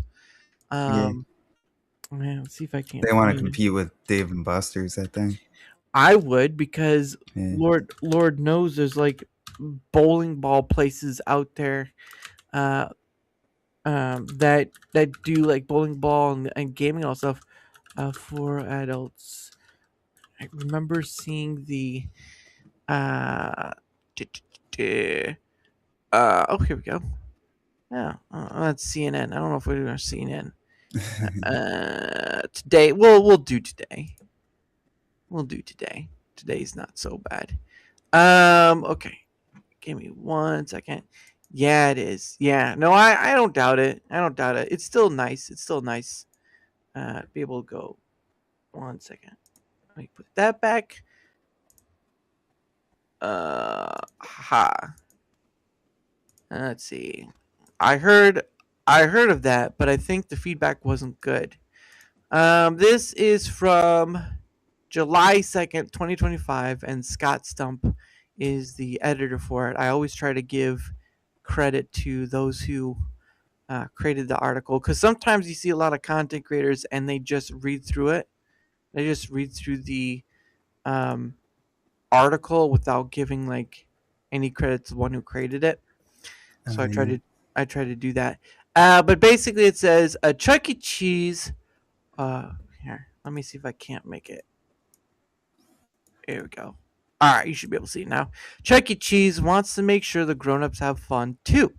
The iconic kids arcade chain announced it's looking to cater to teens and adults by opening Chuck's Arcade locations across 8 states according to a new release. Chuck's Arcade will feature retro favorites like Miss Pac-Man, Mortal Kombat. A lot of people are going to be happy with that. Yeah. And Centipede alongside newer games like Jurassic Park and Halo. Now I have seen some of those Halo ones. Like the you know, the I I don't beat the Jurassic Park arcade game. It was fun. Oh goodness sake. I remember that. That was not a fun experience for me, especially when the T-Rex came. I was like, ah! There are already Chuck's arcade locations in malls around the country, including St. Petersburg, Florida, Trumbull, Connecticut, Oklahoma City, and Tulsa, Oklahoma. Victor, New York, Beaufort, Georgia, El Paso, Texas, Nashua and Salem, New Hampshire, and St. Louis. The location in Kansas City, Missouri features a full menu and original artwork on the walls. The company said no two locations are exactly alike. I highly doubt that because they're going to try to save money somehow. Um, Chuck's Arcade is a natural evolution and opportunity to extend our arcade legacy into new formats that engage both lifelong fans and a new generation through a curated mix of retro classics and cutting edge experiences. Chuck E. Cheese CEO David McKillop said in the news release. Each venue will be overseen by one of the company's classic animatronic characters from Chuck E. Cheese to other ones from Munch's Make Believe Band, which I remember that. A video on the company's website shows a statue of a character encased in glass in the middle of the arcade. Not bad. Some locations will also sell clothing, toys, and novelty candy, according to the company. Well, why not, right? The new locations come amid an ongoing rebrand for the company, which declared bankruptcy in 2020. A corporate restructuring and a $350 million investment then led to electronic ticketing, more adult menu items, and new play areas at its hundreds of locations. In March, it announced it was removing the iconic animatronic band from its locations. Of course, if you think about entertainment 47 years ago, it was incredible to have the animatronic band and new music. McKillips told NBC News at the time. But in reality, the animatronics were getting tired. That's not what I heard from Five Nights at Freddy's. All right, that's not what I heard. Okay, and I bet you part of that reason they're doing this rebranding as well is because of the whole Five Nights at Freddy's stuff. Yeah, because that popped off. Heck yeah, it did. Kids are consuming entertainment on a digital platform. Correct, because their parents are. He added, the launch of Chuck's Arcade is also a clear push to attract the same adult audience as rival Dave & Buster's, which began allowing customers 18 and older to bet on arcade games last year. How do you bet on an arcade game? I want to know how that works. How do you... Is that like esports or something? well, Are they treating it like esports but with arcades? we can check it. Give me 1 second. There we go. This is where it leads to. Dave and Buster's allow customers to bet on arcade games. Dave and Buster's will begin offering loyalty members the ability to bet on its games. Age 18 and older will be able to place real money wagers on arcade games with friends. The technology is expected to be available in the coming months. So I'm guessing you can bet real money instead of just tokens. Is what it sounds like. But we can go in a bit. Again, of course, this is about Dave and Buster's. Contessa Brewer and Jessica Golden are the people who wrote it, to give credit, because they did write it. And this is April 30th, 2024. So this is a while back. Arcade giant Dave & Buster's is taking its games to a new level by offering social wagering on its app. Okay. Customers can soon make a friendly $5 wager on a Hot Shots basketball game and bet on a skee ball competition or on another arcade game. The betting function, expected to launch in the next few months, will work through the company's app, so it's not like Wild West stuff. Dave & Buster's started in 1982, now has more than 222 venues in North America, offering everything from bowling to laser tag, which is pretty nice. All right, just don't blast in your friend's eye. Plus virtual reality. The company says it has 5 million loyalty members and 30 million unique visitors to its locations each year. That's a lot. 30 million a year? That's a lot. Yeah. The company stock is up more than 50% over the past year as a boom in betting increases engagement among sports fans, which I'm not. So, yeah, like, what's one of the sports ones? I think it's like, So, FanDuel's one. Yeah. There's another one. I can't remember. But to continue, um, but by allowing loyalty members to compete with one another and earn rewards. Ultimately, it could mean people spend more time and money at the venues, which, to begin with, if you can start betting real money on things because they're adults, it could push people forward to stay there longer, which is what they're trying to push for. Yeah, that's true. Dave and Buster's is using technology by gamification software company Lucra. Man, we have to look that one up. We're thrilled to work with Lucra to bring this exciting new gaming platform to our customers, said Simon Murray, Senior Vice President of Entertainment and Attractions at Dave & Buster's. This new partnership gives our loyalty members real-time, unraveled gaming experiences and reinforces our commitment to continuing to elevate our customer experience through innovative, cutting-edge technologies. I always like when they do this right here. Elevate our customer experience through innovative, cutting-edge technologies. It's corporate talk right there. That's basic corporate talk. Like, we're just gonna try to keep upping it so they can stay here. See, and I thought it was weird when FanDuel came out saying, "Oh, you can bet on WWE and AEW now and shit like that." I think it might just be WWE, but they just said wrestling in general, and they tend to lean toward the WWE side when they advertise it. But it's like, I don't understand. It's predetermined matches. How are you supposed to bet on them? Well, somebody's winning, somebody's losing. That's your predetermined right there. Lucra and Dave & Buster's said there will be a limit placed on the size of bets it will allow, but that they're not publicly disclosing that threshold just yet. Lucra said across its history, the average bet size has been $10, which is a small bet, right? Like, you go to a casino and you could bet unlimited. Well, Yeah. not unlimited, but still. But I mean, $10. Like, if you put a limit of $10, it's a comfortable bet. And plus, it's a place where, doing too much. Yeah, you don't want to turn your adult gaming place into a casino. Oh, that'd be bad. Lucra, created in 2019 by then Stanford Graduate School of Business classmates Dylan Robbins and Michael Madding, is a software platform that allows users to compete for real money on friendly competitions, which again will keep driving that progress of keeping people at the place and all that stuff. Because who doesn't love a little friendly betting until it's not friendly?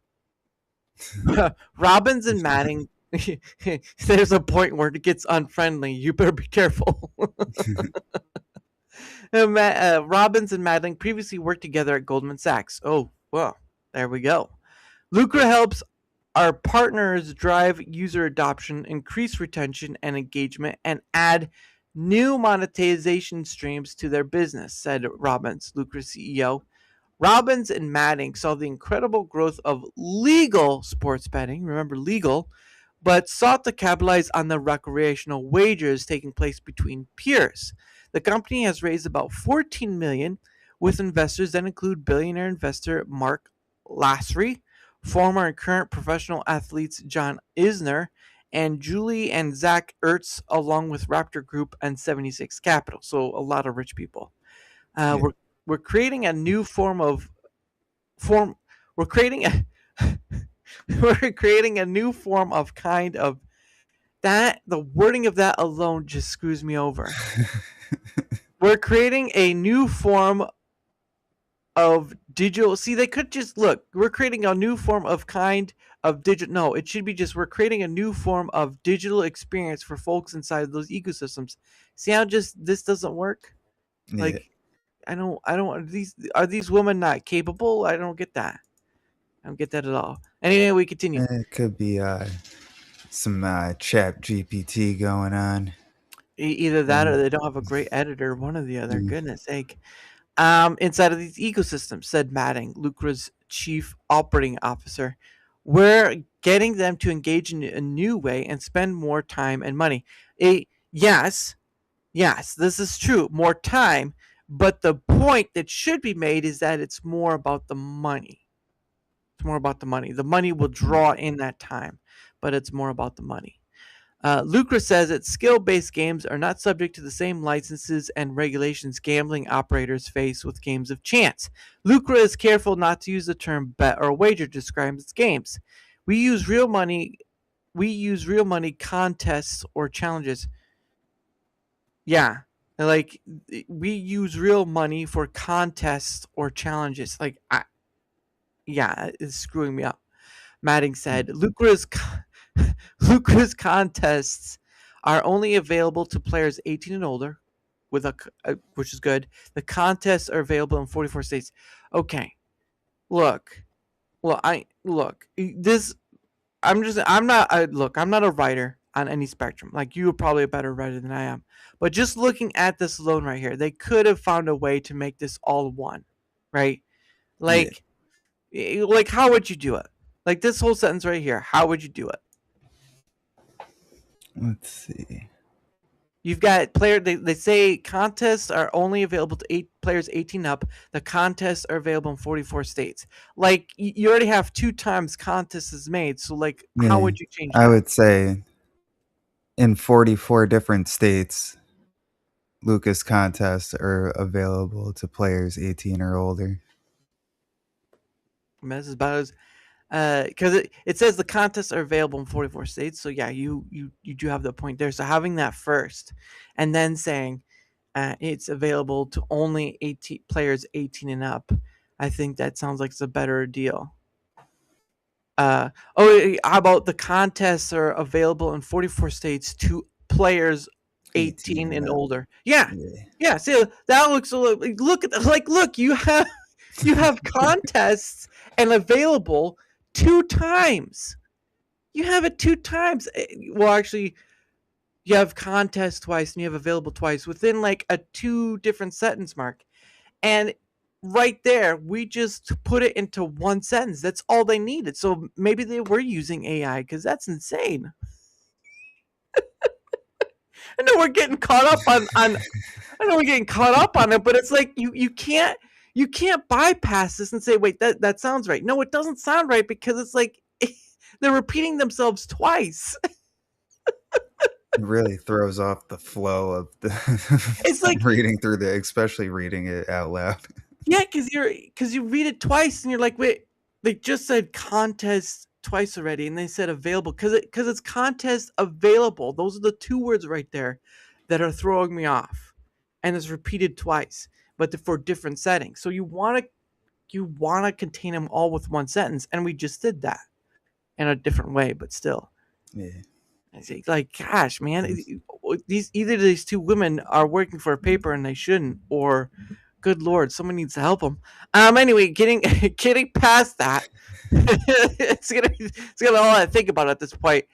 The social betting category is a $6 billion industry, a $6 billion industry. Sorry, according to gaming research from Eilers and Craig.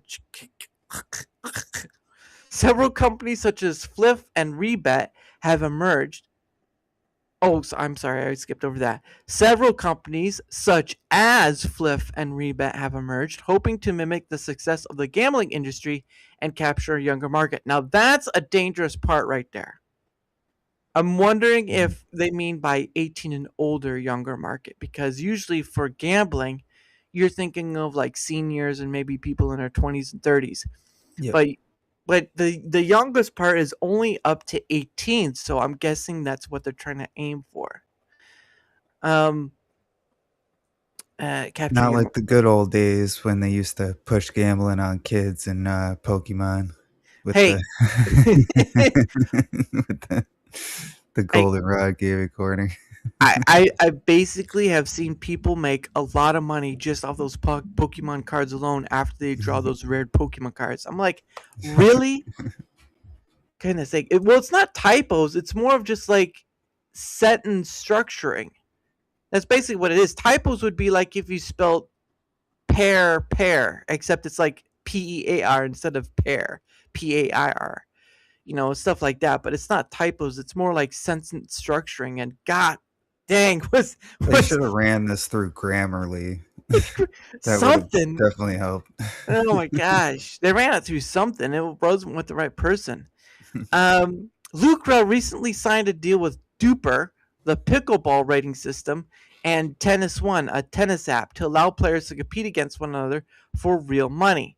Lucra's app has been downloaded 150,000 times, facilitated more than 1 million unique contests on the platform, and collected more than 20 million of handle. What? It collected more than 20 million of handle. What does that mean? What?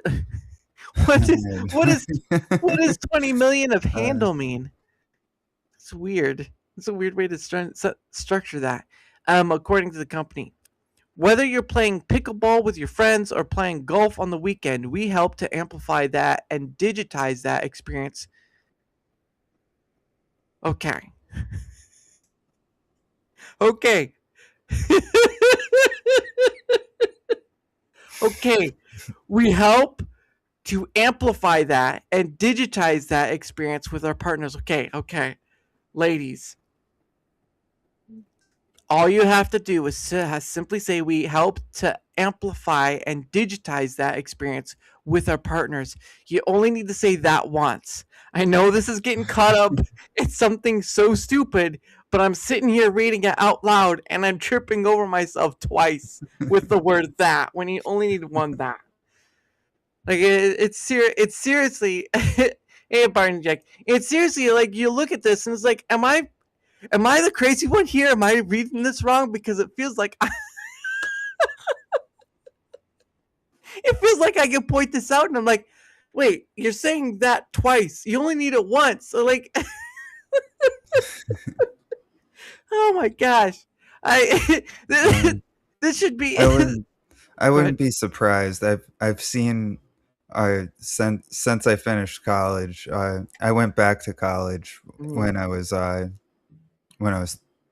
28, so it was a little bit later on, and I went for first I went for human services, and then when I went to 4-year, I went for English and writing specifically, and I put so much effort into because you have to write like a little like dissertation type thing to finish off and graduate, and I put so much effort into it, and then since then, like lately on YouTube, I've heard people like read out people's dissertations from college, and it sounds like they wrote it with Chat GPT, and it sounds like this fucking article too, and it's like, and this is the stuff that they're, so it makes sense. They're graduating people that are from like, writing, that aren't putting in the effort.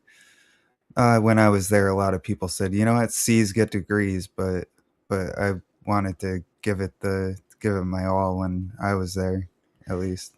Yeah, and I don't want to put it solely on like they use Chat GPT. It's just that it's why you have an editor.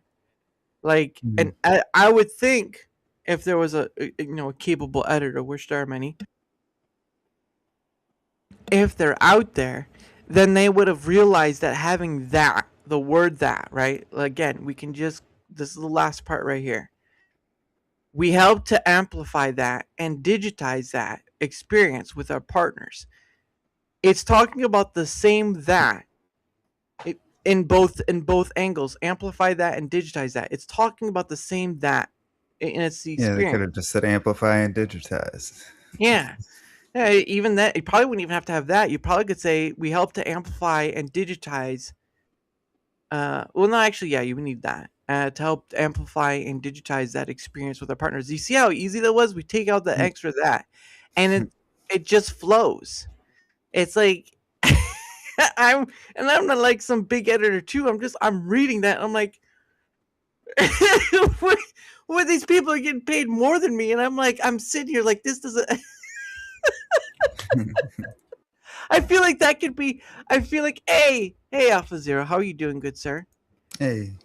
I feel like this could be just like content creation in itself right there. Like somebody can go through someone else's article, obviously still giving them credit because you don't want to take Yeah. credit for yourself. You could just sit there and go through what they write and look at it and say, wait a second, that's wrong. Like this, it's a whole form of content creation right there, is just going through other people's articles and saying like, I think you might have missed something here, or you might have added something extra that's not needed. That, I hope there's not more to that. But no, that was atrocious. There are only certain parts. Um, but If they really want to bring gambling into the arcade, what this combines with the Chuck E. Cheese idea. What they should do is make some like old like 90s, really 90s style arcades, and you walk in and it's like walking back into the 90s, and you see the group of people around the two people at the Mortal Kombat machine, and they're taking bets on who's it's the the two people that are like known in the arcade as like the two best, and then people yeah. are like, all right, we're putting down bets, and they're throwing down their quarters on the arcade table. Oh yeah, no, that's, or you put down, like I remember, like, you put your quarters down, or your quarter down ready in You- case you like need another life. Um, no, I mean, again, for the whole part of it, like Dave and Buster's allowing a company called Lucra to do more of like adult betting with real money, because again, when you come to a place like Dave and Buster's or Chuck E. Cheese, it's gonna be with tokens, which is sort of yeah. like, wait, which I guess you could say is a physical form of I want to say crypto, but it's a physical form of that nature, Yeah. where you're exchanging one currency for another, but it's not, it's it's only real money for the designated area. Beyond that point, it can't be used. Like the token is, unless you go to another Dave and Buster's where you could use those tokens. But now, financial freedom. But Yeah. now you have, like, at least at some arcades, we talking money a little bit. A little bit. We were talking about betting, how Dave and Buster. Hold on.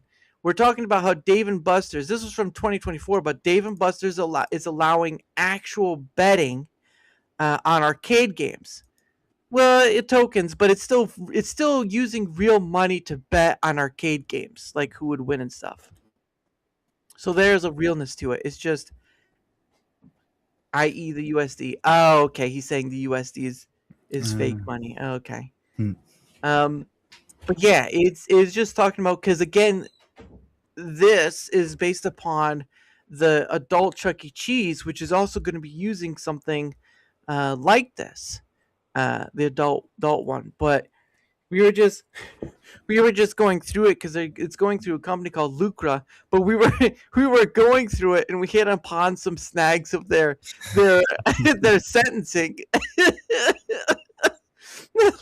like this one right here, like this first one, we came, like, the rest of it wasn't too bad to go through, but we came across this one, uh uh um fatal, where it's like Lucra's contestants are only available to players 18 and older. The contests are available in 44 states. We were we were tripping over ourselves for something that uses contests and available twice in two different sentences on the same place. And I'm like, You- This makes me wonder if people even write with Microsoft Word anymore, because Word would have caught that right away and been like, that's wrong. yeah. The spelling and grammar check. All you need to do is hit spelling. Just throw that whole thing in there and hit spelling and grammar check. They'll tell you everything wrong with that Well, fucking article. or you a chat GPT. It probably was, to be honest. But I'm not going to say it without having firm evidence for. But I mean, it wasn't even that one. Like, we did that one, then came to this one. We came to like the last sentence, half the last sentence, where it says we help to amplify that. It's like, whether you're playing pickleball with your friends or playing golf on the weekend, that works, that's fine. We help to amplify that and digitize that experience with our partners. And I'm like, you don't, That doesn't. That, that's too much. That's too much. It looks like something I would write back in high school to make my essays longer. Yeah. Yeah, Yep. yeah. I think that may be the case. Or can use Grammarly. Yes, he did mention that Mm. earlier, Raquel, using Grammarly. But I'm like, that's two times two different areas in this article where we trip over ourselves because they're using the same word twice. And it's just like it doesn't make sense to do that. Well, that's a quote though. Yeah, but it doesn't make sense. The person who said it doesn't make sense because Yeah. you only need that Yes, they once. misspoke. Okay. I can give them a pass on that last one. It's okay. I understand, but for me, it doesn't Mm. make sense. It doesn't make sense to use that twice now. But regardless, we're just having fun with that and just kind of pointing it out. But still, the other one though, the other one it should have just been one sentence.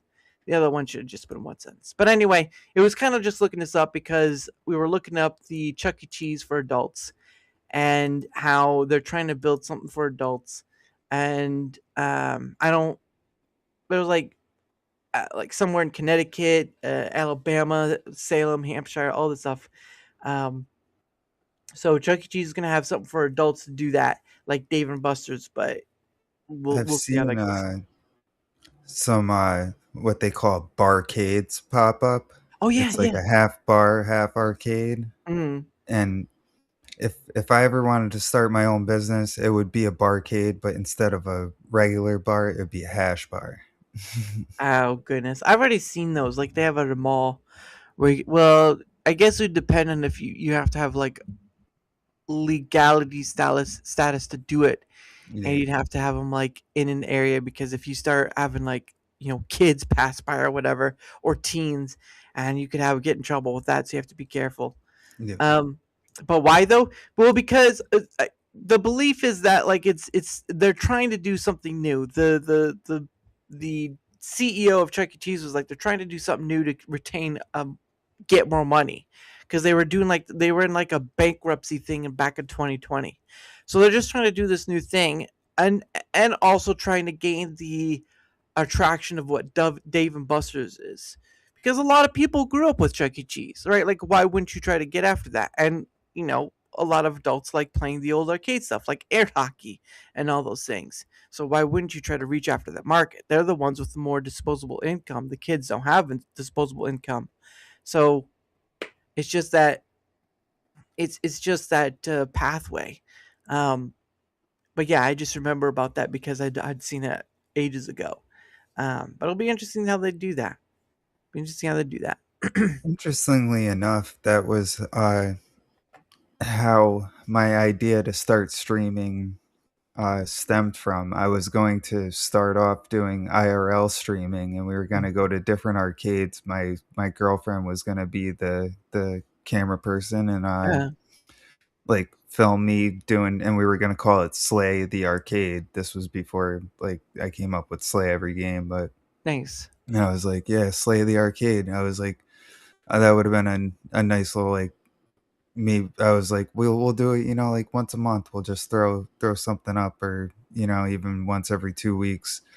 But then I got swatted, and I was like, I don't think IRL streaming is a very good idea for me. So that's why I'm a VTuber, by the way, Ah, because I did get swatted very early into the planning stages of all this. Like right wow. when I first created my X profile. I've calmed down on X a little bit, but I Yeah. was a big shit poster before I was a streamer.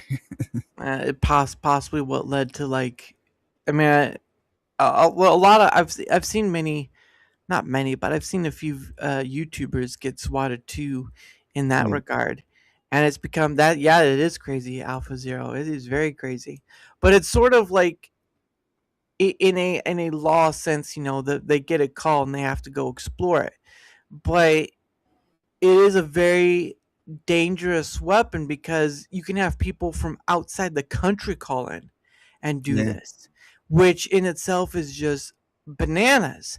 And it's not a very fun thing when it happens because I think I remember like the quartering, he got hit yep, some swatting and he had his wife and all that stuff, and It was not a Tim fun Pool time. too, a Tim couple Pool, times. I yeah, remember watching live when one day when they got swatted. I was like, "What the fuck is going on? Holy shit!" yeah. There's a content creator called Camelcast who got swatted at least twice, I think. Oh man, Um, not at the same time though.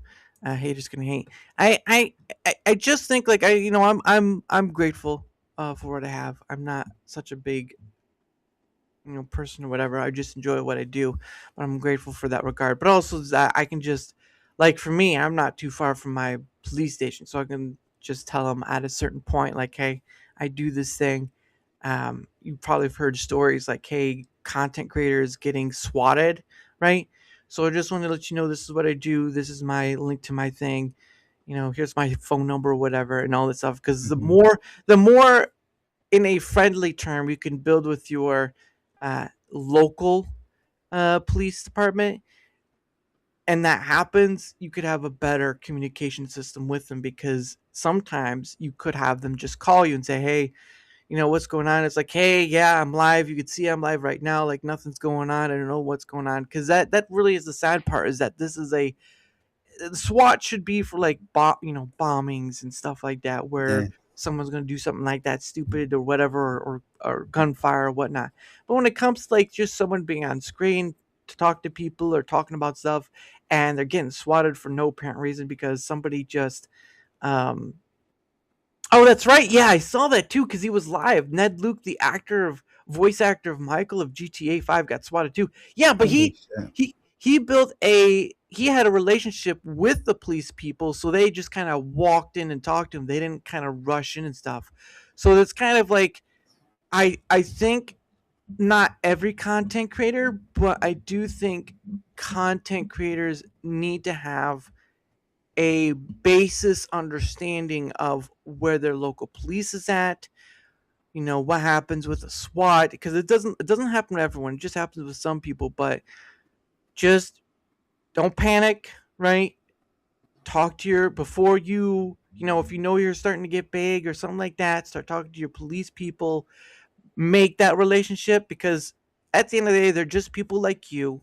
And so if you can make that sort of communicative relationship, it can be much easier when some idiot or some bad person wants to ruin your life with a SWAT.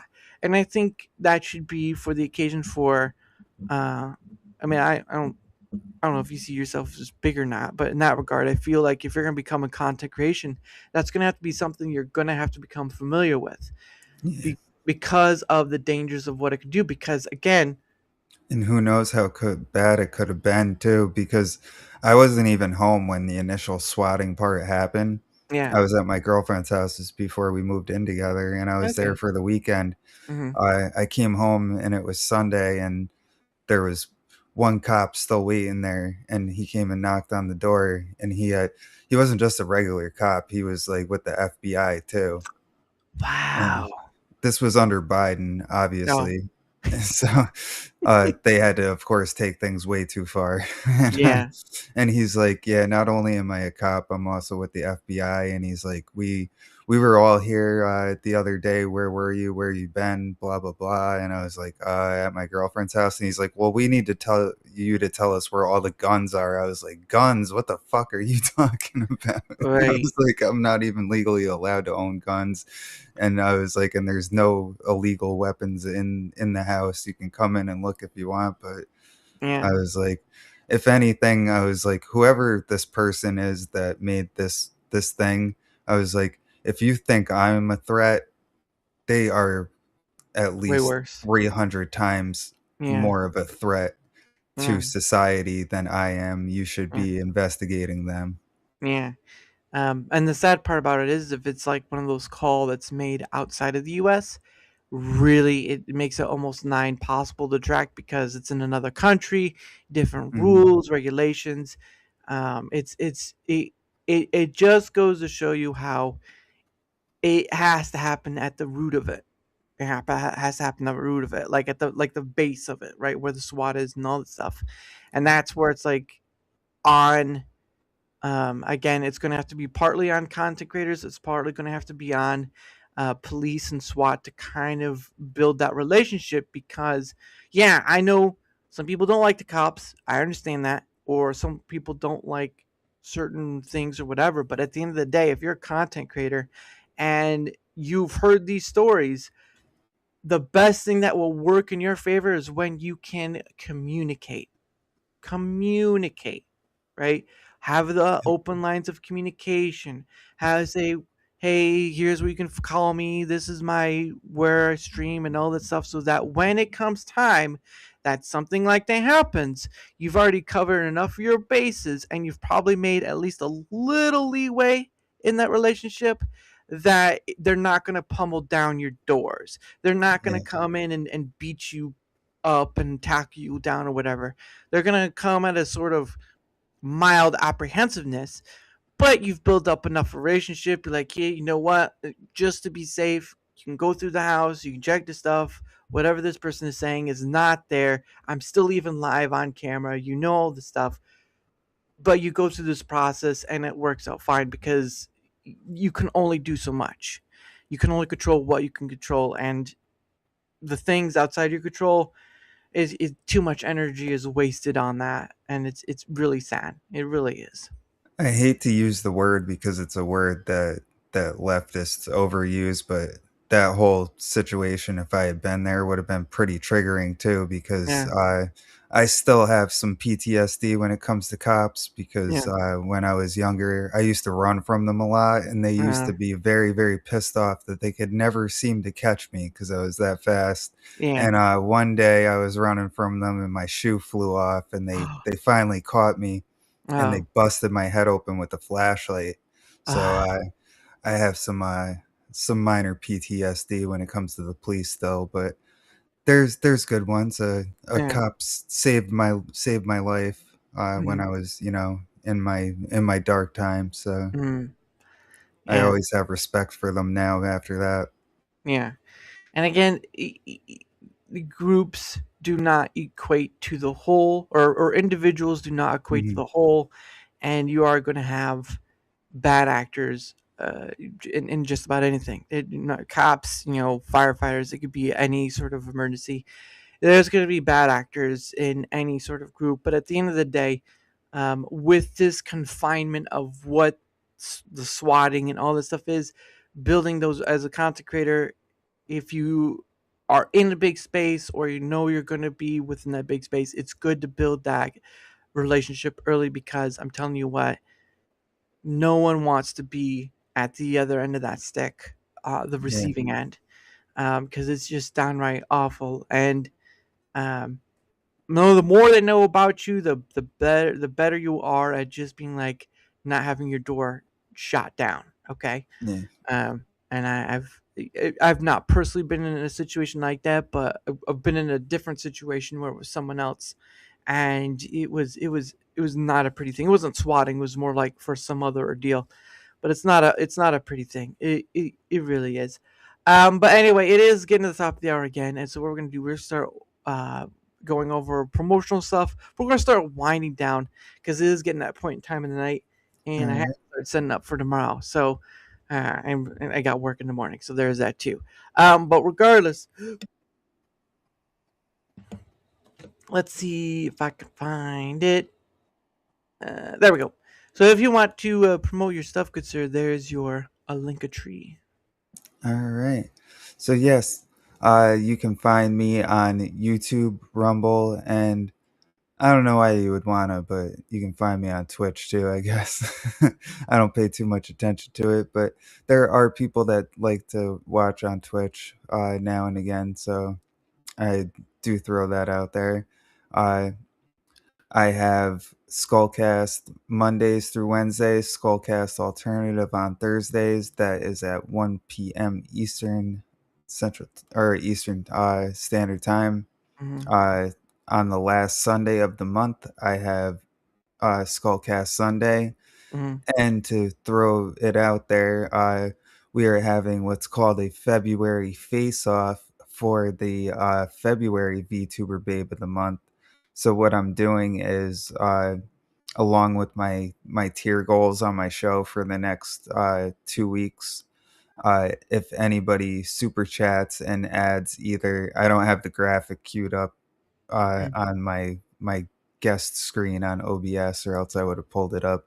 Right. But the contestants are our nominees are Cinder and Cinevere, and I was like, I can't choose between the two, so I'm leaving it up to the viewer. I And know. any super chats I get, as long as they have the hashtag Cinder or Cinevere attached to them, that Mm. will count toward their total, and the winner will be the VTuber Babe of the Month for February. Mm.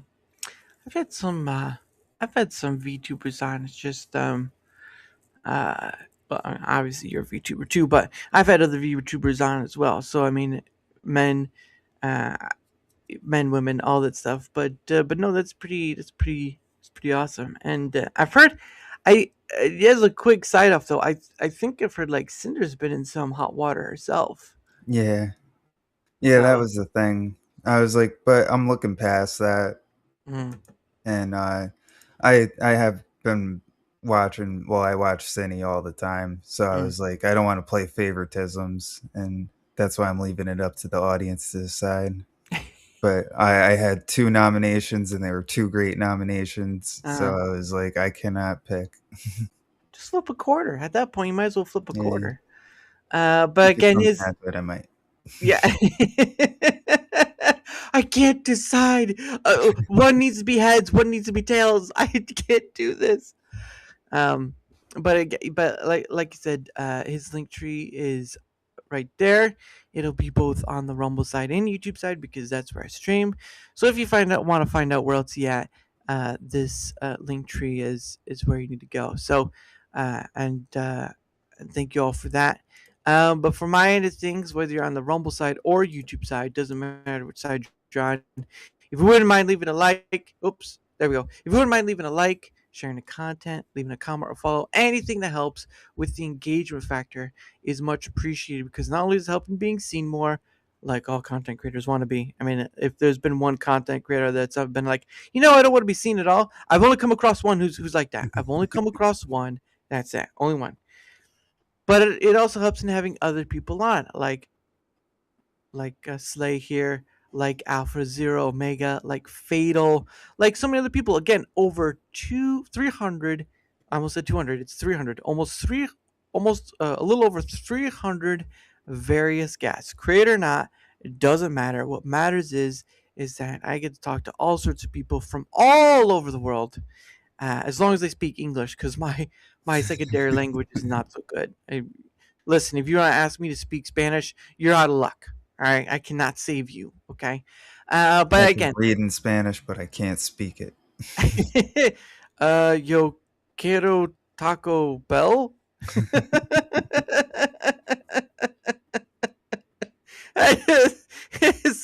someone's asking for directions in Spanish. You're like, yo quiero Taco Bell. It makes me think of the Beavis and Butthead, where they're like, what are some words in Spanish, and they're tacos, spaghetti. And he's like, that's Italian, you moron. It's just he just tried to say an Italian word to Hispanics like Parmesan. Mozzarella. Oh, someone's not gonna make it home. But anyway, again, any help with the engagement factor on either the Rumble side or YouTube side is much appreciated. And of course, hold on, let me find myself. Where are my links at? Oh, there we go. Of course, there's my link tree as well. You can go there. You can find all my links into it. Twitter X, YouTube, Rumble, my email, link to Discord, or link to communicating on Discord. All of it's in there. Just makes it easier instead of having like 5 or 6 different links that just make it look a little crowded. So you can go there, find my stuff, all in that link right there. Of course, I do a promotion for a few things too. So first thing is I'm part of Proton's partner program. I am promoting the Proton Unlimited, but this link is sort of like you can get 2 free weeks just to try it if you'd like. I use Proton on a daily basis. I use the Proton Pass, Proton VPN, Proton Drive, Proton Mail, all good tools to use. Again, if you don't want to pay for it, That's fine. Look, you could try it for free. You could try all of this for free. All right, 2 free weeks right there. You could try any form of it. The link will lead you to more detail upon the stuff. But at the end of the day, I just promote it for the benefit of others, not for the benefit of myself. Because you hear the stories about, oh no, this place got hacked, and oh no, these passwords got leaked, and all that stuff. And just there are a privacy oriented company. Again, the internet, you're on the internet, nothing's 100%. So let's not take that as fact. Just take it as they're privacy oriented company. They do a great job of what they do, and they offer a lot of great products that help keep that privacy private. So you can try that link, see whether it works for you or not. And, if not, that's okay. It's all about having tools for your benefit. Tools for your benefit. And also, I promote biltong. Biltong is a South African snack. It's a meat snack. Basically, it's their version of beef jerky, but it's not like store-bought beef jerky where it's just full of stuff, full of sugars and salts and all this sort of thing. This is just healthier stuff for you. So I know I showed it earlier. I'm not gonna get the bag again, but it's a husband and wife run the business. They run it with their family. It's just a very small business. The husband is from South Africa, and they do this in Texas. And so they sell a whole assortment of stuff other than biltong on their store. Stuff from the UK, sweets and treats. Stuff from South Africa. Whole bunch of stuff. Again, the link is right there. You go check it out for yourself. And if you do decide to buy something from them, not, don't have to if you don't want to, but if you do decide to buy something from them, you can save 10% off with code DARA. That's right. DARA will save you 10%. And I know some people say, well, that's not enough. Well, guess what? 10% is better than 0%. So don't try to just, wrangle that around. All right. They do sell a lot of good stuff. And it is a family oriented business. So give them a look. See if they're worth it. If not, that's okay too. But I buy from them. I got my order in today. Oh my gosh, I have plenty left to go. I've got to steady myself, otherwise I'm not going to make it through the week. This is so Biltong USA. Use code DAR to save 10%. All right there. And let's see. And of course, Alpha Zero Omega says Proton is great. I use all their stuff. Yes, exactly. Great stuff. Great stuff. There is paid versions and there are free versions. Never forget that. Because you can always try some free part of it and you'll be fine. Tomorrow, let's see. Tomorrow at 7 p.m. Eastern, I get to have back on the lovely. Oops! Oh, almost fell off. Gosh dang! All right, almost dropped my calendar. Tomorrow at 7 p.m. Eastern, I get to have on once again the lovely and wonderful and witty. Just all those things all together. Texas Breakfast. That's right. She's coming back on again tomorrow at 7 p.m. Eastern. She is such a great person to have on, and I'm grateful to get this opportunity to have her on again. So look forward to that at 7 p.m. Eastern tomorrow. And I don't know. Yeah. It's okay, Alpha. I got what you were saying. I got what you're saying.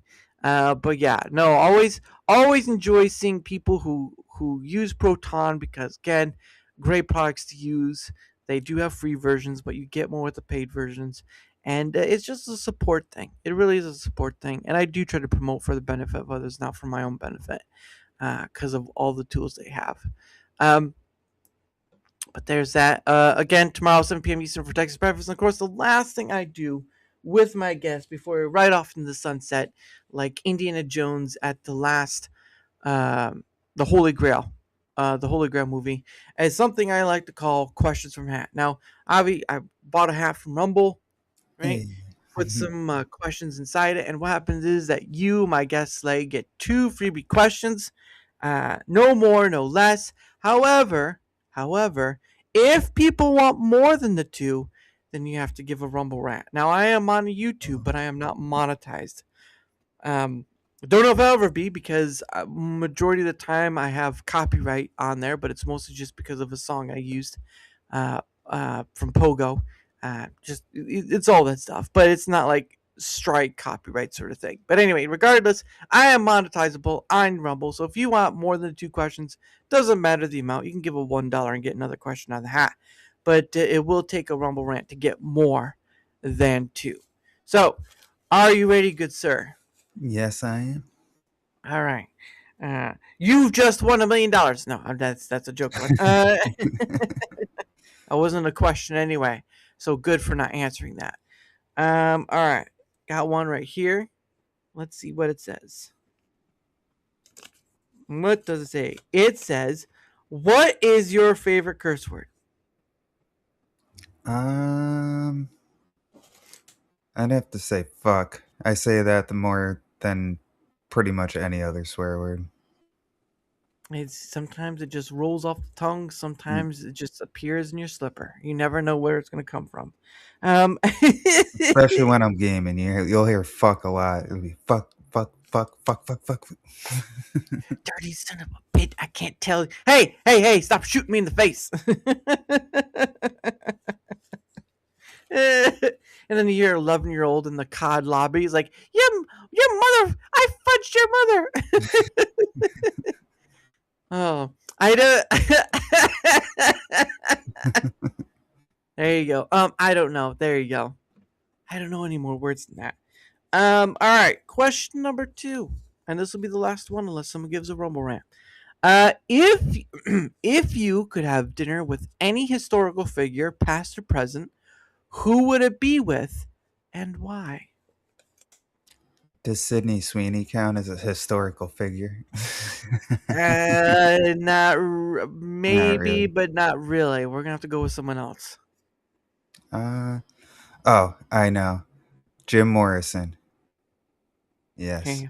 Jim Brown. Morrison, the lead singer of the Doors. That's I right. would get along with him very well, I feel like. Brown-eyed girl. That's right. It's normal music. But why though? Why with Jim Morrison?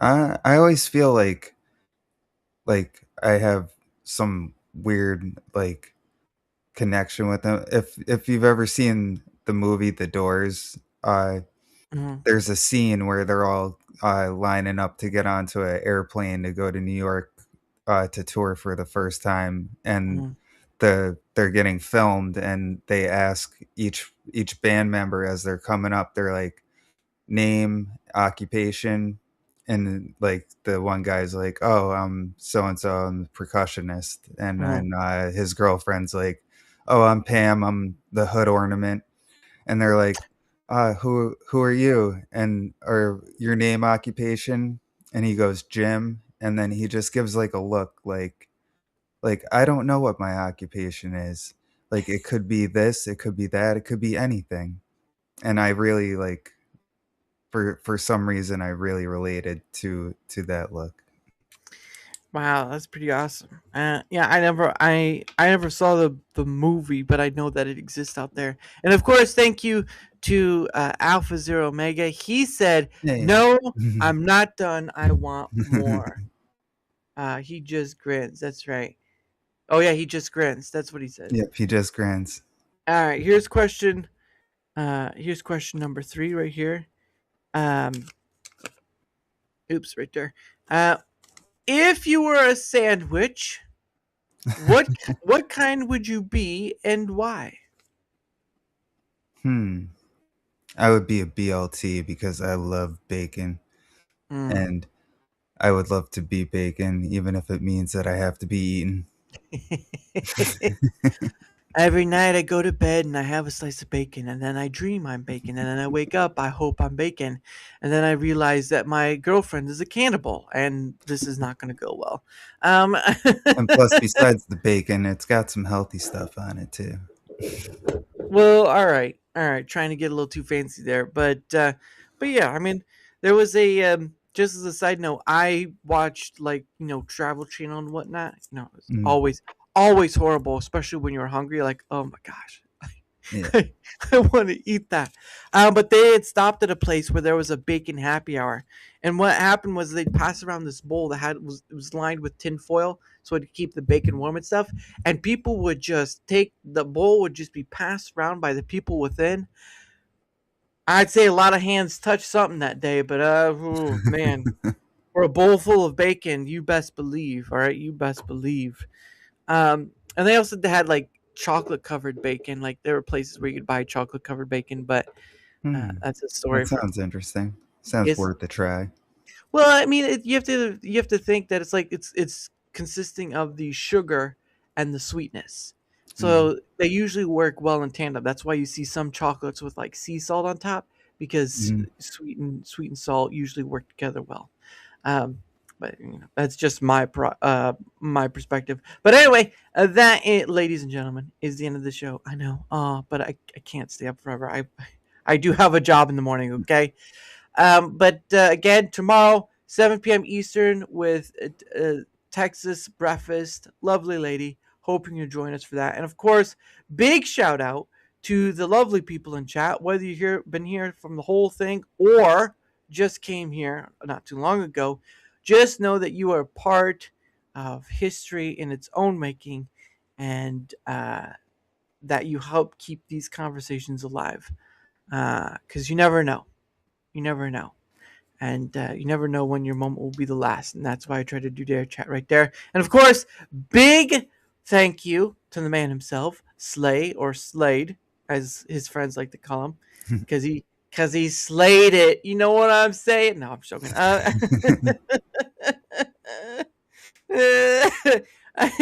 just gonna. There would just people say, Slade. I mean, Slade. I'm sorry.